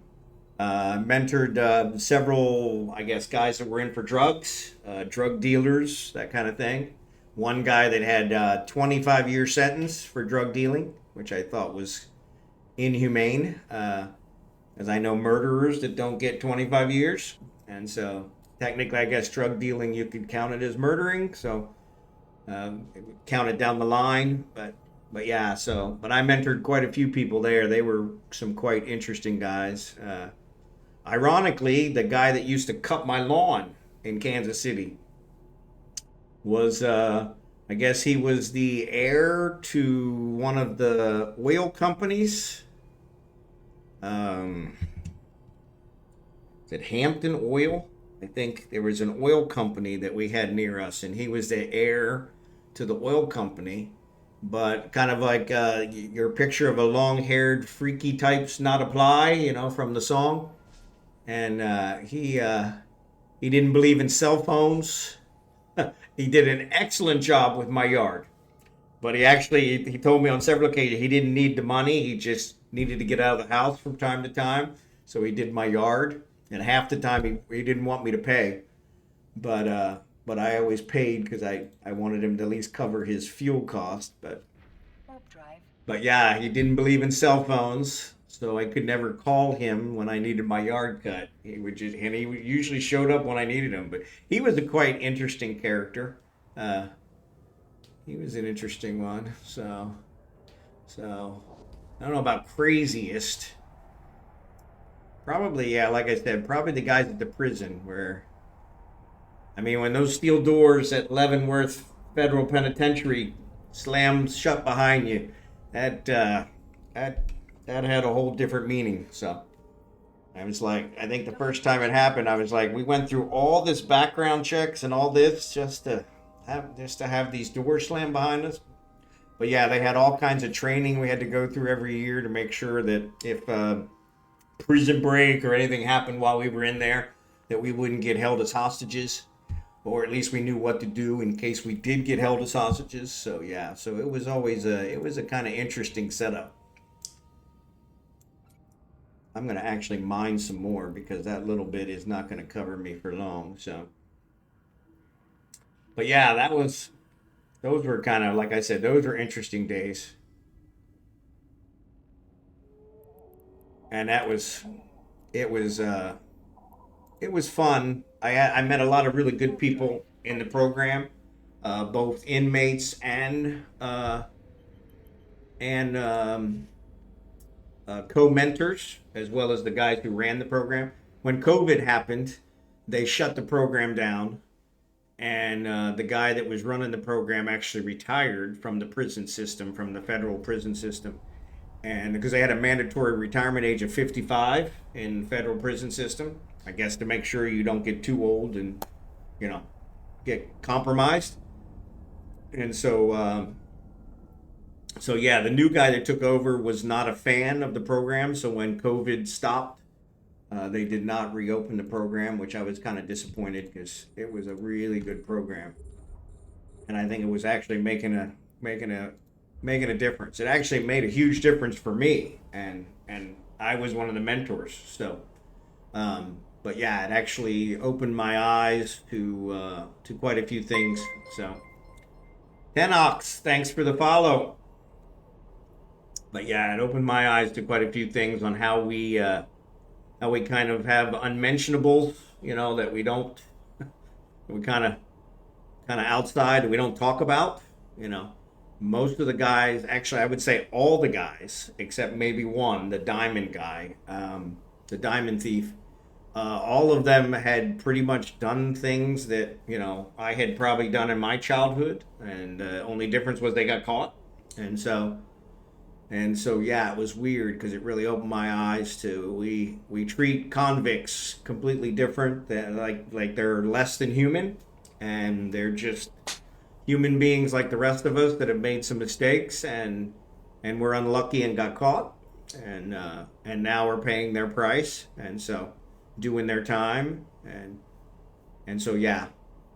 But yeah, it was a religious program, so I think like the diamond guy, he was one that was trying to game the system for if they went through the program, yeah, they had to be specially approved to get in the program. So we didn't have any, murderers or anything like that. But yeah, it was interesting. From a lot of them tried to game the system because they could get time off of their sentence if they completed the program, and so. But it was the thing that was most amazing to me is I think every single one of the ones that I mentored and several of the guys at my church that were included in the mentoring program said the same thing. Is none of them had father figures. It's just, and I think that was kind of the big thing where none of them really had anyone to teach them right from wrong, and so the way they learned was by getting convicted and serving time in a federal penitentiary. And I was like, that's not right. My dad wasn't the best, but him and his belt were awesome at teaching me right from wrong. I knew every time what I was doing was wrong. Probably the only person I've ever feared in my life was my father. So yeah, and it's funny because, like I said, he was like 5'4" or 5'8", and I was taller than him since I was probably 16, but he was my dad. And so, but yeah, he wore out more belts on my rear end than he ever wore out wearing pants. And so, but it wasn't because I didn't deserve it. I was a kid that tested my boundaries, and a lot of that was because of the going through a divorce at such a young age. So I was a rebellious kid. But did you enjoy the belt? No, I didn't enjoy the belt. In fact, I never used the belt. I never raised a hand to my kids because of the belt. But the belt was it was a method of learning. Probably it wasn't the one I chose with my children, but it might have been the only one that worked with me. I was a very rebellious kid, especially after the divorce. Especially, we talked about this the other day, but my mom got custody of us, as was common, in the 70s, and my mom got custody of us, and she was not a fit mother, and so there was a lot of abuse there, which now I would term as abuse. We didn't term it as abuse back then. But and so I called her out on it, and she threw me out of the house when I was 10, and I lived with my grandmother for a while until my father graced me with his presence. And him and I are identical, and so living with him was a really rough time because we pushed each other's buttons quite regularly. So, but yeah, his only method that he knew was the belt. That's what he learned. That's what his father used on him, and so that's what he used on me. But I don't know that it ever deterred me from doing anything. I say that. I got in a fight once on the school bus, and this was back in the days where they paddled you at school. So I'm dating myself, but the guy and I that were fighting got taken to the principal's office. The principal paddled us. I didn't shed a tear, didn't bat an eye. Took it with because like I said, my dad probably beat me every day, and not because I didn't deserve it. And so yeah, so didn't bat an eye. And after he got done giving me my 10 swats or whatever it was, he said, "Okay, now I'm going to call your father." And I was on my knees. Hand to God was, "Please, please, please, please don't call my father." Bawling my eyes out because I was deathly afraid of my father. And so, yeah, because my father, I was pretty sure he was going to kill me with that belt. He never did, but I think he tried several times. I got wise once. I put some magazines down my pants, and he's smacking me with the belt, and I'm laughing my rear end off like a complete and utter moron. And he got those magazines out of there, and I don't think I walked for a week after that. What an idiot! I was a very smart kid. Let's just say that. So my dad used to tell me how he would take me out and make another one that looked just like me. Yep, yep. My dad. That's what he said too. That was another one of his. I can always make another one. Not a problem. So yeah, but yeah, my dad. It's all he knew. He wasn't perfect, but it was all he knew.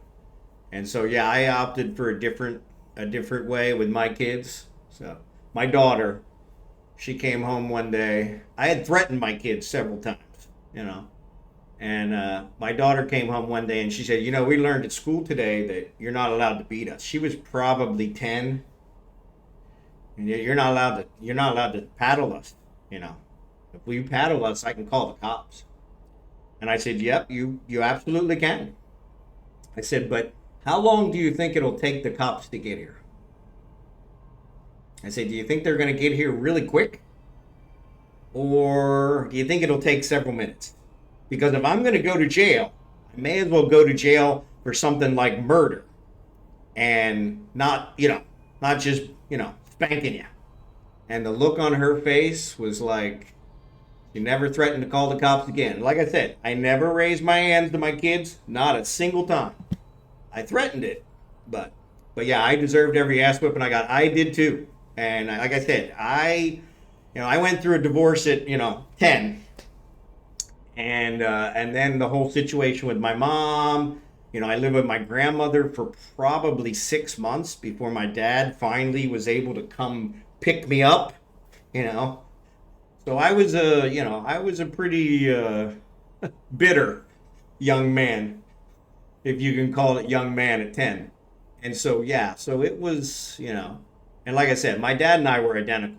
So we pushed each other's buttons like no tomorrow. Like I told about the liver story yesterday. So I went through with it when I was 14. Yep. Yep. And so yeah, so yeah, I was bitter. And I remember my dad remarried, and I was probably 14, 15 then. And I got brothers, as I talked about, I have stepbrothers. And one of the first ones, the closest one I am to now, one that we're like inseparable.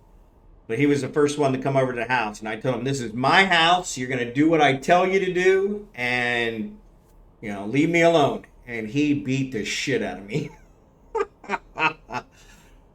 Just didn't even hesitate. Just no nonsense. Just pow, And that was probably when my life started to turn around, because I was kind of like,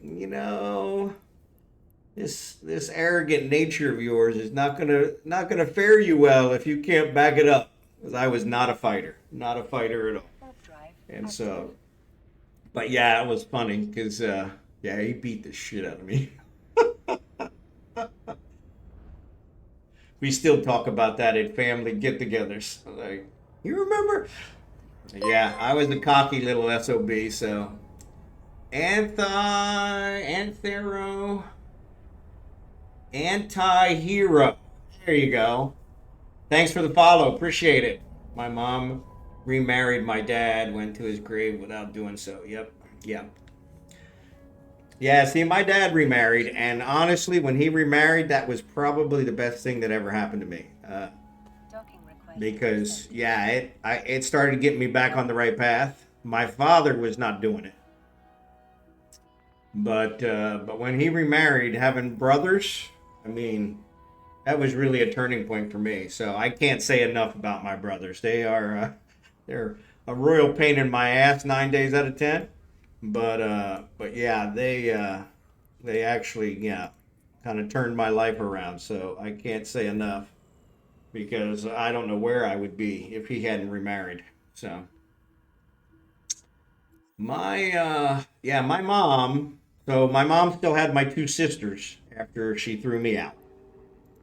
and she would constantly move so that people couldn't find her. She went through a stint where she was stealing cars. She did a lot of drugs. My sisters were in real bad shape when we finally caught up to them, and my dad was able to get custody of my sisters and get them away from her. But the main reason he did is because the cops caught up with her, and she actually served prison time for grand theft auto, drugs, fraud, several other things. And so my stepdad was a dick to me because I wasn't his. Yeah, see, and that sucks. See, that's my stepmom. She didn't care. She just loved kids. And like I said, I called her mom until she passed away several years ago. So, as far as I was concerned, she was a better mom to me than my mom ever was. But yeah, it was. Yeah, my mom when she got arrested, that was a big turning point because we finally got my sisters back, and they were in bad shape. They were in bad shape. Active. My eldest sister, 2 years younger than me, she tends to be like my mother, and so that had always worried my father and myself. But she turned out okay. But yeah, my mom served 10 years in prison. She was actually at my sister's wedding, and I wasn't going to go to the wedding because she was going to be there. I had not talked to the woman in, yeah, probably 15 years. And I finally did decide to go to the wedding. And, man, these are really far away. But I did finally go to the wedding, and she she had had a stroke while she was in prison, and she could barely talk. And the guy she was married to that was taking care of her was younger than me, and but he was taking care of her. So, and I actually told her that I forgave her. I don't know at that point in time I really have. I have since then, but I told her that I forgave her, and I think she passed away about 6 months later. And so I was glad that I at least gave her that closure. So I have forgiven her since then. Um, but yeah, it was my sister, my youngest sister, she didn't come to the wedding. There were what 4 people at my wife's funeral, or my mom's funeral. My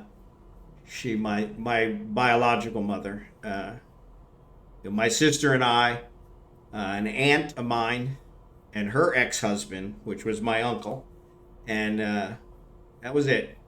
And so yeah, it was. She really wasn't. Didn't leave much of a mark on. Not much of a positive mark on society. So.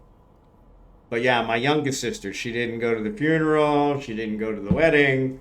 She doesn't even speak of our biological mother to this day. And so I've always wondered, because it's got to be hard. There's really no closure at that point. I was glad that at least I had told her I forgave her at least before she died.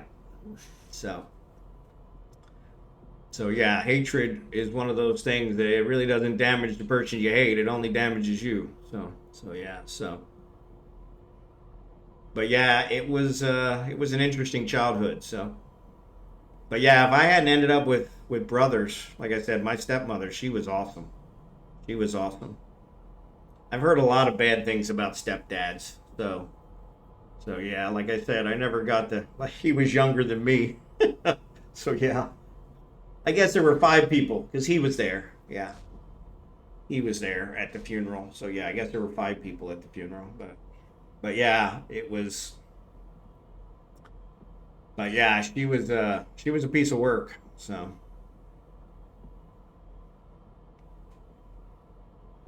But yeah, we talked about this the other day too. They said, yeah, that you need a license to catch a fish, you need a license to drive a car, but they'll let anybody be a dad or a mom in this case. Because, like I said, my dad wasn't the best, but he was better than most. And my mom, on the other hand, ugh, what a piece of work. And in the 70s, it didn't matter how bad the mom was, the custody always went to the mother. And so which was kind of a crock. So, but yeah, what are you gonna do? They've changed that a little bit now, so. But I'm not sure they've changed it too much because I still know a lot of moms that get custody that probably shouldn't. But yeah. What are your thoughts on marijuana? So, I never tried to fight my dad, but in the end, I knocked my stepdad out once when he talked bad about my dad. There you go. Yeah. Yeah, my dad, like I said, my dad always asked me if I wanted a shot at the title. and I always prided myself on thinking I could do it, but I could never raise my hand to him. Like I said, I was taller than him since I've probably been 15, and I probably could have taken him, but he just doesn't fight fair. And it's my dad, you know. But yeah, what are my thoughts on marijuana? Well, I know there's a lot of people making a lot of money off of it right now, so I think it's one of those things. If it's something that everybody does responsibly, I think it's like beer. You know, if you drink responsibly, you don't drink and drive, you don't smoke and drive. You know, you don't cause problems that way. I think it should be something that people can use, and of course the government loves it because they can tax the crap out of it. So, I mean, we in Missouri there in Kansas, we had a whole bunch of dispensaries, and so. I don't know about the whole medical thing. It's one of those. If it's good enough for medical, it probably should be good enough for everything. But you know, I drank before I was 21, so kind of one of those where I've never smoked marijuana, never done any drugs, even though I grew up in a town that is now known for its drugs. I know how to do every drug known to man because I've seen it done. But like I said, in the case of me, my mother was heavily into drugs. And so I saw firsthand what that did, and my life was screwed up enough as it was without adding drugs to the mix. I have an addictive personality, as Eve kind of shows. I've been playing this game for 23 years and 22 years, something like that, since it came out, 2003. So what is that? 22 years. And so from that perspective, I have an addictive personality, so I never wanted to cross that bridge because I was too afraid I wouldn't be able to cross back. But yeah, I think legalizing it now is probably a smart thing. It's opened up a lot of jobs for people, so we're having a bad time with crackdom here where I live. Okay. Yeah, and that's the other thing is I guess as long as as long as it's monitored the same way as, alcohol is, things of that nature. Because I mean, I went to college. You guys, college. I drank things that I probably shouldn't have. It's probably a good thing I'm alive. I've only ever passed out once in my life, and that was after drinking flaming grain alcohol shots, and I was seriously passed out. I was wearing I think we talked about this on stream before too, but I was wearing a white outfit with a blue pimp hat. That was my thing. I had a ponytail. I was a real thugster in college, living the dream, right? And when I woke up, I had muddy footprints all over my white outfit, white pants, white shirt, like bleached white. And I had muddy footprints all over me. Don't remember any of that. Luckily, my roommate, the one from Morristown, New Jersey, was sitting across the room with my pimp hat on. He saved the hat. He said, "I saved the hat, but I couldn't save you." And I was like, "Okay." But yeah, it was one of those. It was like, after that, never drank flaming grain alcohol shots again. I was like, yeah, couldn't deal with the whole pass out thing. I'm like, yeah. But, college was kind of where you experimented with that stuff. Figured out what you could handle, what you couldn't. So, but yeah. There's a lot of people making money off of marijuana. I think it's opened up a lot of jobs. So, which is always good. People working. Right now, it's too hard to find anybody to work. I know, especially with the younger generation, my son included. I'm just glad he's got a job and he's working full time. But, you know, his mom drives him to work every day because he doesn't have a driver's license. But, you know, it's cross one bridge at a time, you know. But the younger generation, very difficult when at the bank trying to get somebody in there that wanted to actually work. Everybody thinks they should be entitled to money from the government, which is just... Anytime the government gives you something, it's not out of the kindness of their heart. So yeah. So, but it's amazing how many people are like, yeah, we should get some money from the government. Okie dokie. My wife was super excited because they were talking about they were going to do some stipend checks because of this, that, and the other, and I'm like, you know, I really don't want it. I mean, we've got our retirement set up. We're okay, you know. We've got things lined up, and so yeah, anything I get from the government's going to have some kind of string attached, and I don't want to deal with that. That's ridiculous. So, but yeah, you know, would I turn it down if they sent me a check? Probably not. But yeah, it's one of those where I'm not going to get excited about it because number one, it's probably never going to happen. And number two, you know, we're okay. We're doing quite well. So, like I said, I retired at 57, which is unheard of, especially in the banking business. And so we're not just doing quite well. We're doing freaking fantastic. So, living the dream here in a tropical paradise. Able to bring my wife back home, which she's ecstatic about. So, not sure my dog is too excited about it at the moment, but hopefully she'll get adjusted to the heat like I will. That should work out pretty good. But Min Oxor, thanks for the follow. Appreciate it. But yeah, it's one of those. It's all wrong one. It's all good. But yeah, we're really enjoying. I'm enjoying my retirement. My wife keeps asking me, "Are you really enjoying it?" Playing games pretty much all day long and then watching TV afterwards. I said, yeah, you know, it'd be nicer if I maybe had winter every once in a while. Maybe some change in seasons. Because the Philippines, it's got 2 seasons. It's got hot and wet. I said, but you know what? I'll take it. I said, there were several people at the bank that I worked and that didn't retire till their 70s, and for various reasons, because of medical, because they didn't want to be home with their wife, because, you know, the bank was paying them too much money to turn it down, you know, things of that nature. And then once they did finally retire in their 70s, they died 6 months later. I'm like, nah, I don't want that. I want to enjoy the fruits of my labors. And this is the best way to do it. So it's funny because I tell her, before her and I met, I had planned to retire somewhere else.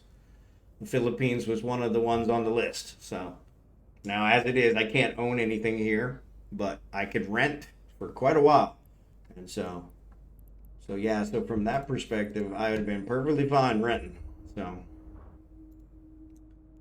but having a Filipino wife has really opened a lot of doors. So, because I can be a permanent resident here, which will keep me from having to go to the embassy every freaking 6 months. And so yeah, so there's a lot of advantages. Plus, she's smoking hot, so. And she's 2 years older than me, so you can believe that. Which nobody ever believes, because she looks way younger than me, mostly because of the white hair. So. Got some rats, a little bit of action. Go along with our mining.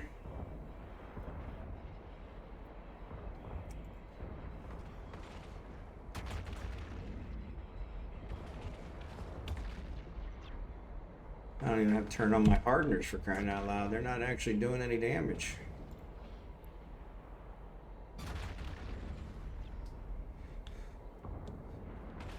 Thanks, Blue Gray. It's supposed to come up every half an hour or so, but it doesn't look like it's doing it. Have to check it out. Is there? Yeah, and maybe I think it has to do with how many messages happen in a certain time period before it comes up. But still.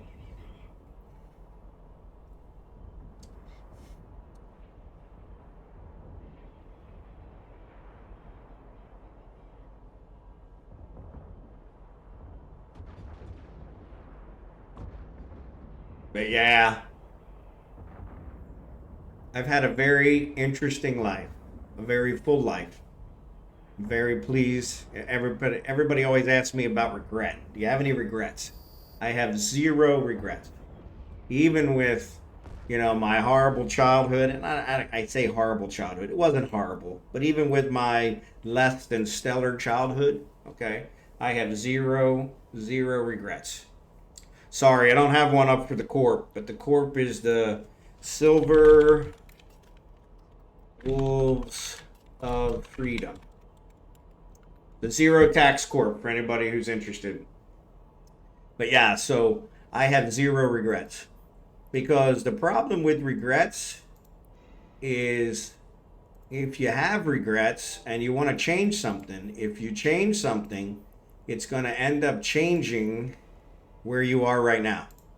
Because every decision you made is what's led you to this point in time. And I'm very happy with where I am right now. So having any regrets would just defeat that purpose. So yeah, did I go through some things? My divorce was by far the worst thing I experienced in my life. It was by far the rock bottom of my life. And that's saying a lot. My mom threw me out when I was 10. Okay? But going through it, finding a fantastic Filipina that I'm now married to now, I tell her I remember every day. I was married to my first wife 13 years. I remember every day painfully. I knew it was a mistake. She was pregnant. That's why we got married. She gave birth 4 months after we got married, and I knew as soon as she gave birth that I had made a horrible mistake. But I went through a divorce as a kid, so I said, you know what? I'm not going to do that to my kid. I don't want to do that. That's just not right. It's not their fault. I'll put up with it. And I put up with it for 13 years until she demanded a divorce. And I gave it to her.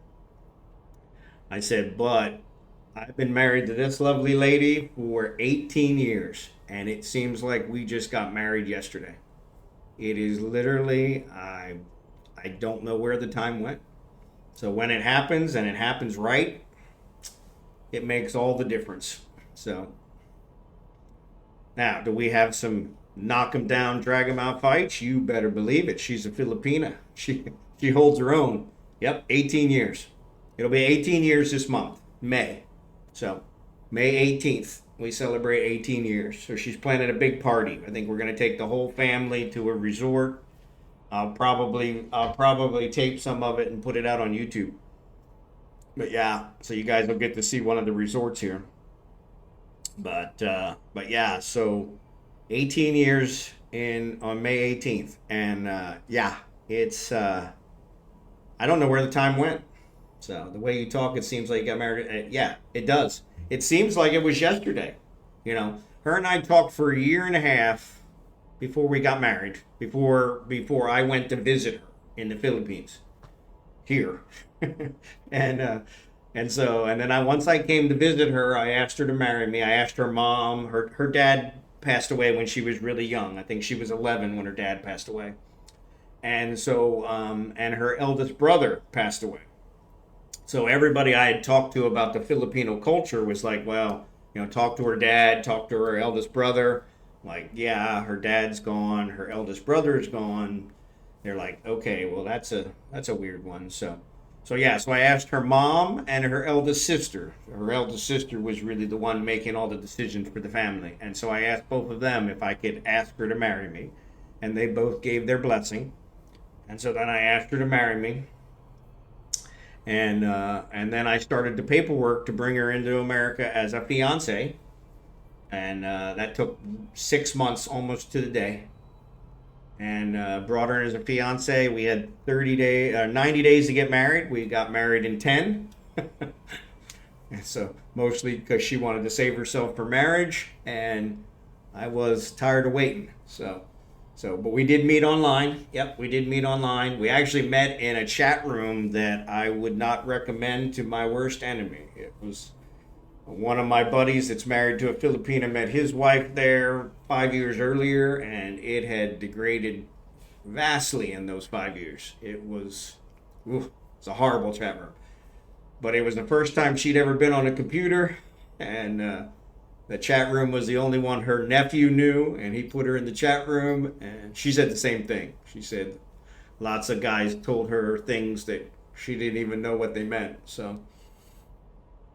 But yeah, we met. She was the only person I ever talked to from that chat room again. We took it offline at that point, and I think YouTube, Yahoo Messenger is what we talked on in the beginning. And so, but yeah, we met online. We talked for a year and a half online before I finally came to the Philippines to meet her. And then yeah, and that was kind of the end of that story, because it's been, like I said, that seems like it was yesterday, but it was 18 years ago we were married, almost 20 years ago that we started our relationship. So yeah, actually would be 20 years ago, because it was a year and a half, and then it took 6 months for the paperwork to bring her into America as a fiance. And so now they're saying the fiance visa takes closer to 2 years, but yeah, back then it was only 6 months. So that was in the late 90s, early 2000. So I think she got into America in 2007. So yeah, so yeah, it would have been 2006, duh. But yeah, it was like I said, we still have some knock 'em down, drag 'em out. She's not a pushover. She holds her own. We were talking earlier this morning. I think Jackson said something about spousal abuse, and I said, well, if there's going to be any spousal abuse here, it's going to be her abusing me, because I don't pick fights I can't. That was one thing my dad taught me. Don't pick a fight you can't win. I can't win a fight against her. She don't fight fair either. So, but yeah, it's definitely any spousal abuse is going to be on that side, because she's only 5'2", but man, she is a firecracker. So, which is kind of a Filipina thing. They are definitely not pushovers. So they are very loyal. So my first wife pretty much stabbed me in the back after 13 years. And so yeah, so I was looking for a loyal partner, and she has been that and more. So yeah, I would definitely recommend Filipina to any of you that are looking for. Now, with that said, you got to be careful, because there's a lot of scams. So be safe. Be careful. It's gotten a lot worse. But yeah. Warp drive active. Yeah, she's the best thing that ever happened to me, and I've told her that several times. But she is definitely the best thing that's ever happened to me. After my divorce, I was in a really, really bad, really dark place. Really dark place. Felt like a complete failure. Felt like I let my kids down, let the world down. It was a bad time, and she helped bring me out of that. So she got here to America. So she got here in America on May 4th. May 5th. And so we were married on May 18th. But I think the electricity got shut off a week after she got to our house, or our apartment. I had an apartment at that time. And it was pretty funny, because even my daughter, my daughter was probably, so she would have been in her 20s then. Not quite. She's 32 now, so that would have put her 16. 16, 14, yeah. Wow, I thought she was older than that. But even my daughter was like, Dad, that looks really bad. And it was an accounting problem. Okay, it wasn't an accounting problem on the electric company's fault. It was an accounting problem of mine. I had been so, overwhelmed with getting her here, getting stuff paid for. I had forgot to pay the bill, which was weird because, our electric company is constantly allowing just about everybody to, you know, get away with murder and, and put stuff on hold and whatever. But it was weird because for some reason they shut mine off right away. And so I had it back on. They shut it off on a Friday at 4 o'clock. And of course, I couldn't get it back on until Monday. But she was kind of panicking because she was kind of like, "What have I gotten myself into here?" And so yeah, so it was. I can laugh about it now, but it was kind of one of those situations where I think she was thinking she was about ready to head for the hills to head back to the Philippines. But her thought was, well, if he can't pay the electric bill, he probably can't buy me an airline ticket back to the Philippines either. So, but yeah, it was funny, and we've made a huge life for ourselves. So, we've done very well, very well. And like I said, that's that's 90% her because I didn't do anywhere near that well prior to her. So, I mean, we saved money. We put money away in our 401k. We've really, like I said, we planned for this retirement for a long time, and so, and we've done very well. So, like I said, I can't. I'm living the dream. So I can't say it enough. She was life changing. So, and honestly, I think everyone but one guy. So the guy that I bowled with, the captain of my bowling team, he actually contacted me last night because we got paid by the bowling league, and not as much as I was expecting. But anyway, everything's better than nothing, right? But but yeah, he was married to a Filipina. He was in the service, and he was married to a Filipina, and she cheated on him, and so he had a bad experience. So now he's married to an American, but he's super excited about the woman he's married to now. Um, and I think it's the same thing. They've been married longer than he was married to the Filipina. But yeah, other than him, he's the only one I've talked to that has said anything negative about their Filipino wife. And so, like I said, there's going to be negatives because that nobody's perfect. But yeah, it's interesting because 9 out of 10 that I talk to are it's game changer.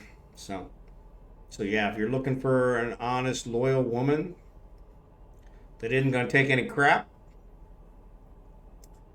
they're a good group of people to look at. And they're used to being away. There are no jobs here in the Philippines. Very few jobs here in the Philippines after you're 20, 25. Very age discriminatory society. And so after about 25, there are no jobs. And so, yeah, it's very common, especially for the men, to work overseas and send the money home to their wives. And the women outnumber the men it was 4-1. I think it's closer to 5-1. So, so at one point, when my wife went to the Manila embassy in April 2027, excuse me, 2007, 2007, they were processing something like 1,000 women through the embassy a day for fiance or spousal visas, and I'm sure it's probably more than that now. So we used to joke that the biggest export from the Philippines is women, followed by mangoes. They list on the website mangoes is their number one export, but I'm pretty sure they're exporting more women than they export mangoes. So especially if you tie in the whole trafficking, human trafficking stuff, because there's a lot of Filipinos that are being human trafficked, which is a horrible thing. It needs to stop.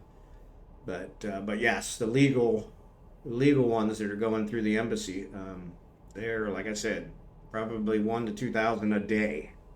are being processed for visas. So, but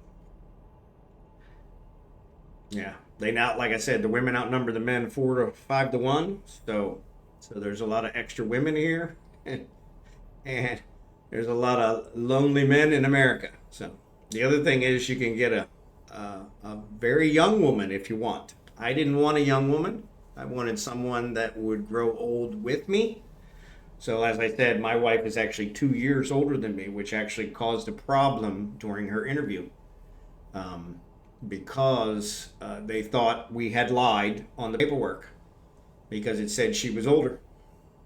They asked her, what's wrong with him? You know, is he missing an arm? Is he mentally challenged? You know, why would he get an older woman? He can get an 18-year-old. He doesn't need to get an older woman. And without missing a beat, she said, because he loves me. And so, which I did, which I do. You know, like I said, she's the best thing that ever happened to me. So, but yeah, it's amazing because, like I said, I remember every day. GTBeakerman, what's up? I remember every day with the first wife miserably, as this is my lot in life. I need to deal with it because this is my problem, not my kid's problem. And it has been drastically different with my second wife.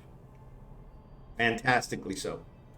But like I said, it's not all roses and buttercups either. So she's, as I said earlier, she holds a grudge. So when she gets mad at me, she's mad at me for several days. But yes, it's still fantastic. So welcome back from the ads. Any of you that had ads, I hope most of you didn't miss that. But if you did, let me know. I can repeat it. You know me, I don't mind talking. But actually, I'm over for my time. So we're going to look and see who we're going to turn you guys over to. Find somebody to raid. We got Zero out there. We got Ghosties. Ghostie's got 3 other people with him. Cyber Nomad and Badman Larry. Nth Dimensional's got 3 other people with him. Oh, no, he's got Ghosty as well. Okay, so Nth Dimensional's also with Ghosty. Okay. Yeah, so those guys are all together. So probably we'll go with Zero. We rated Zero Chronos yesterday, so unless somebody has a complaint. Autonomous is out there. Why don't we rate Autonomous? Autonomous rated us the other day. Let me see how long he's going to be on. Sounds like he doesn't have his audio on. Oh, no, I got it muted. So yeah, let's rate Autonomous. He's been on about 4 hours though. I don't know how much longer he's got, so, but definitely someone would drop. Yeah. Yeah. All right, New. Thanks again. Appreciate it. Mystery ship giveaway. That's always a good one. Yeah, so let's go ahead and do Autonomous. He's usually not on this long, so he's been on over 4 hours, but we'll give him a try. Oh, I appreciate it. You know me, I like talking. So I appreciate you guys listening. So but thanks for watching. I will be back on tomorrow, same time. And thanks, Trent. You guys fly safe as well. You guys have a good night, day, whatever you got going on. And I will see you again on tomorrow, roughly 20 hours from now, give or take. So, all right. You guys have a great one, and I will talk to you later.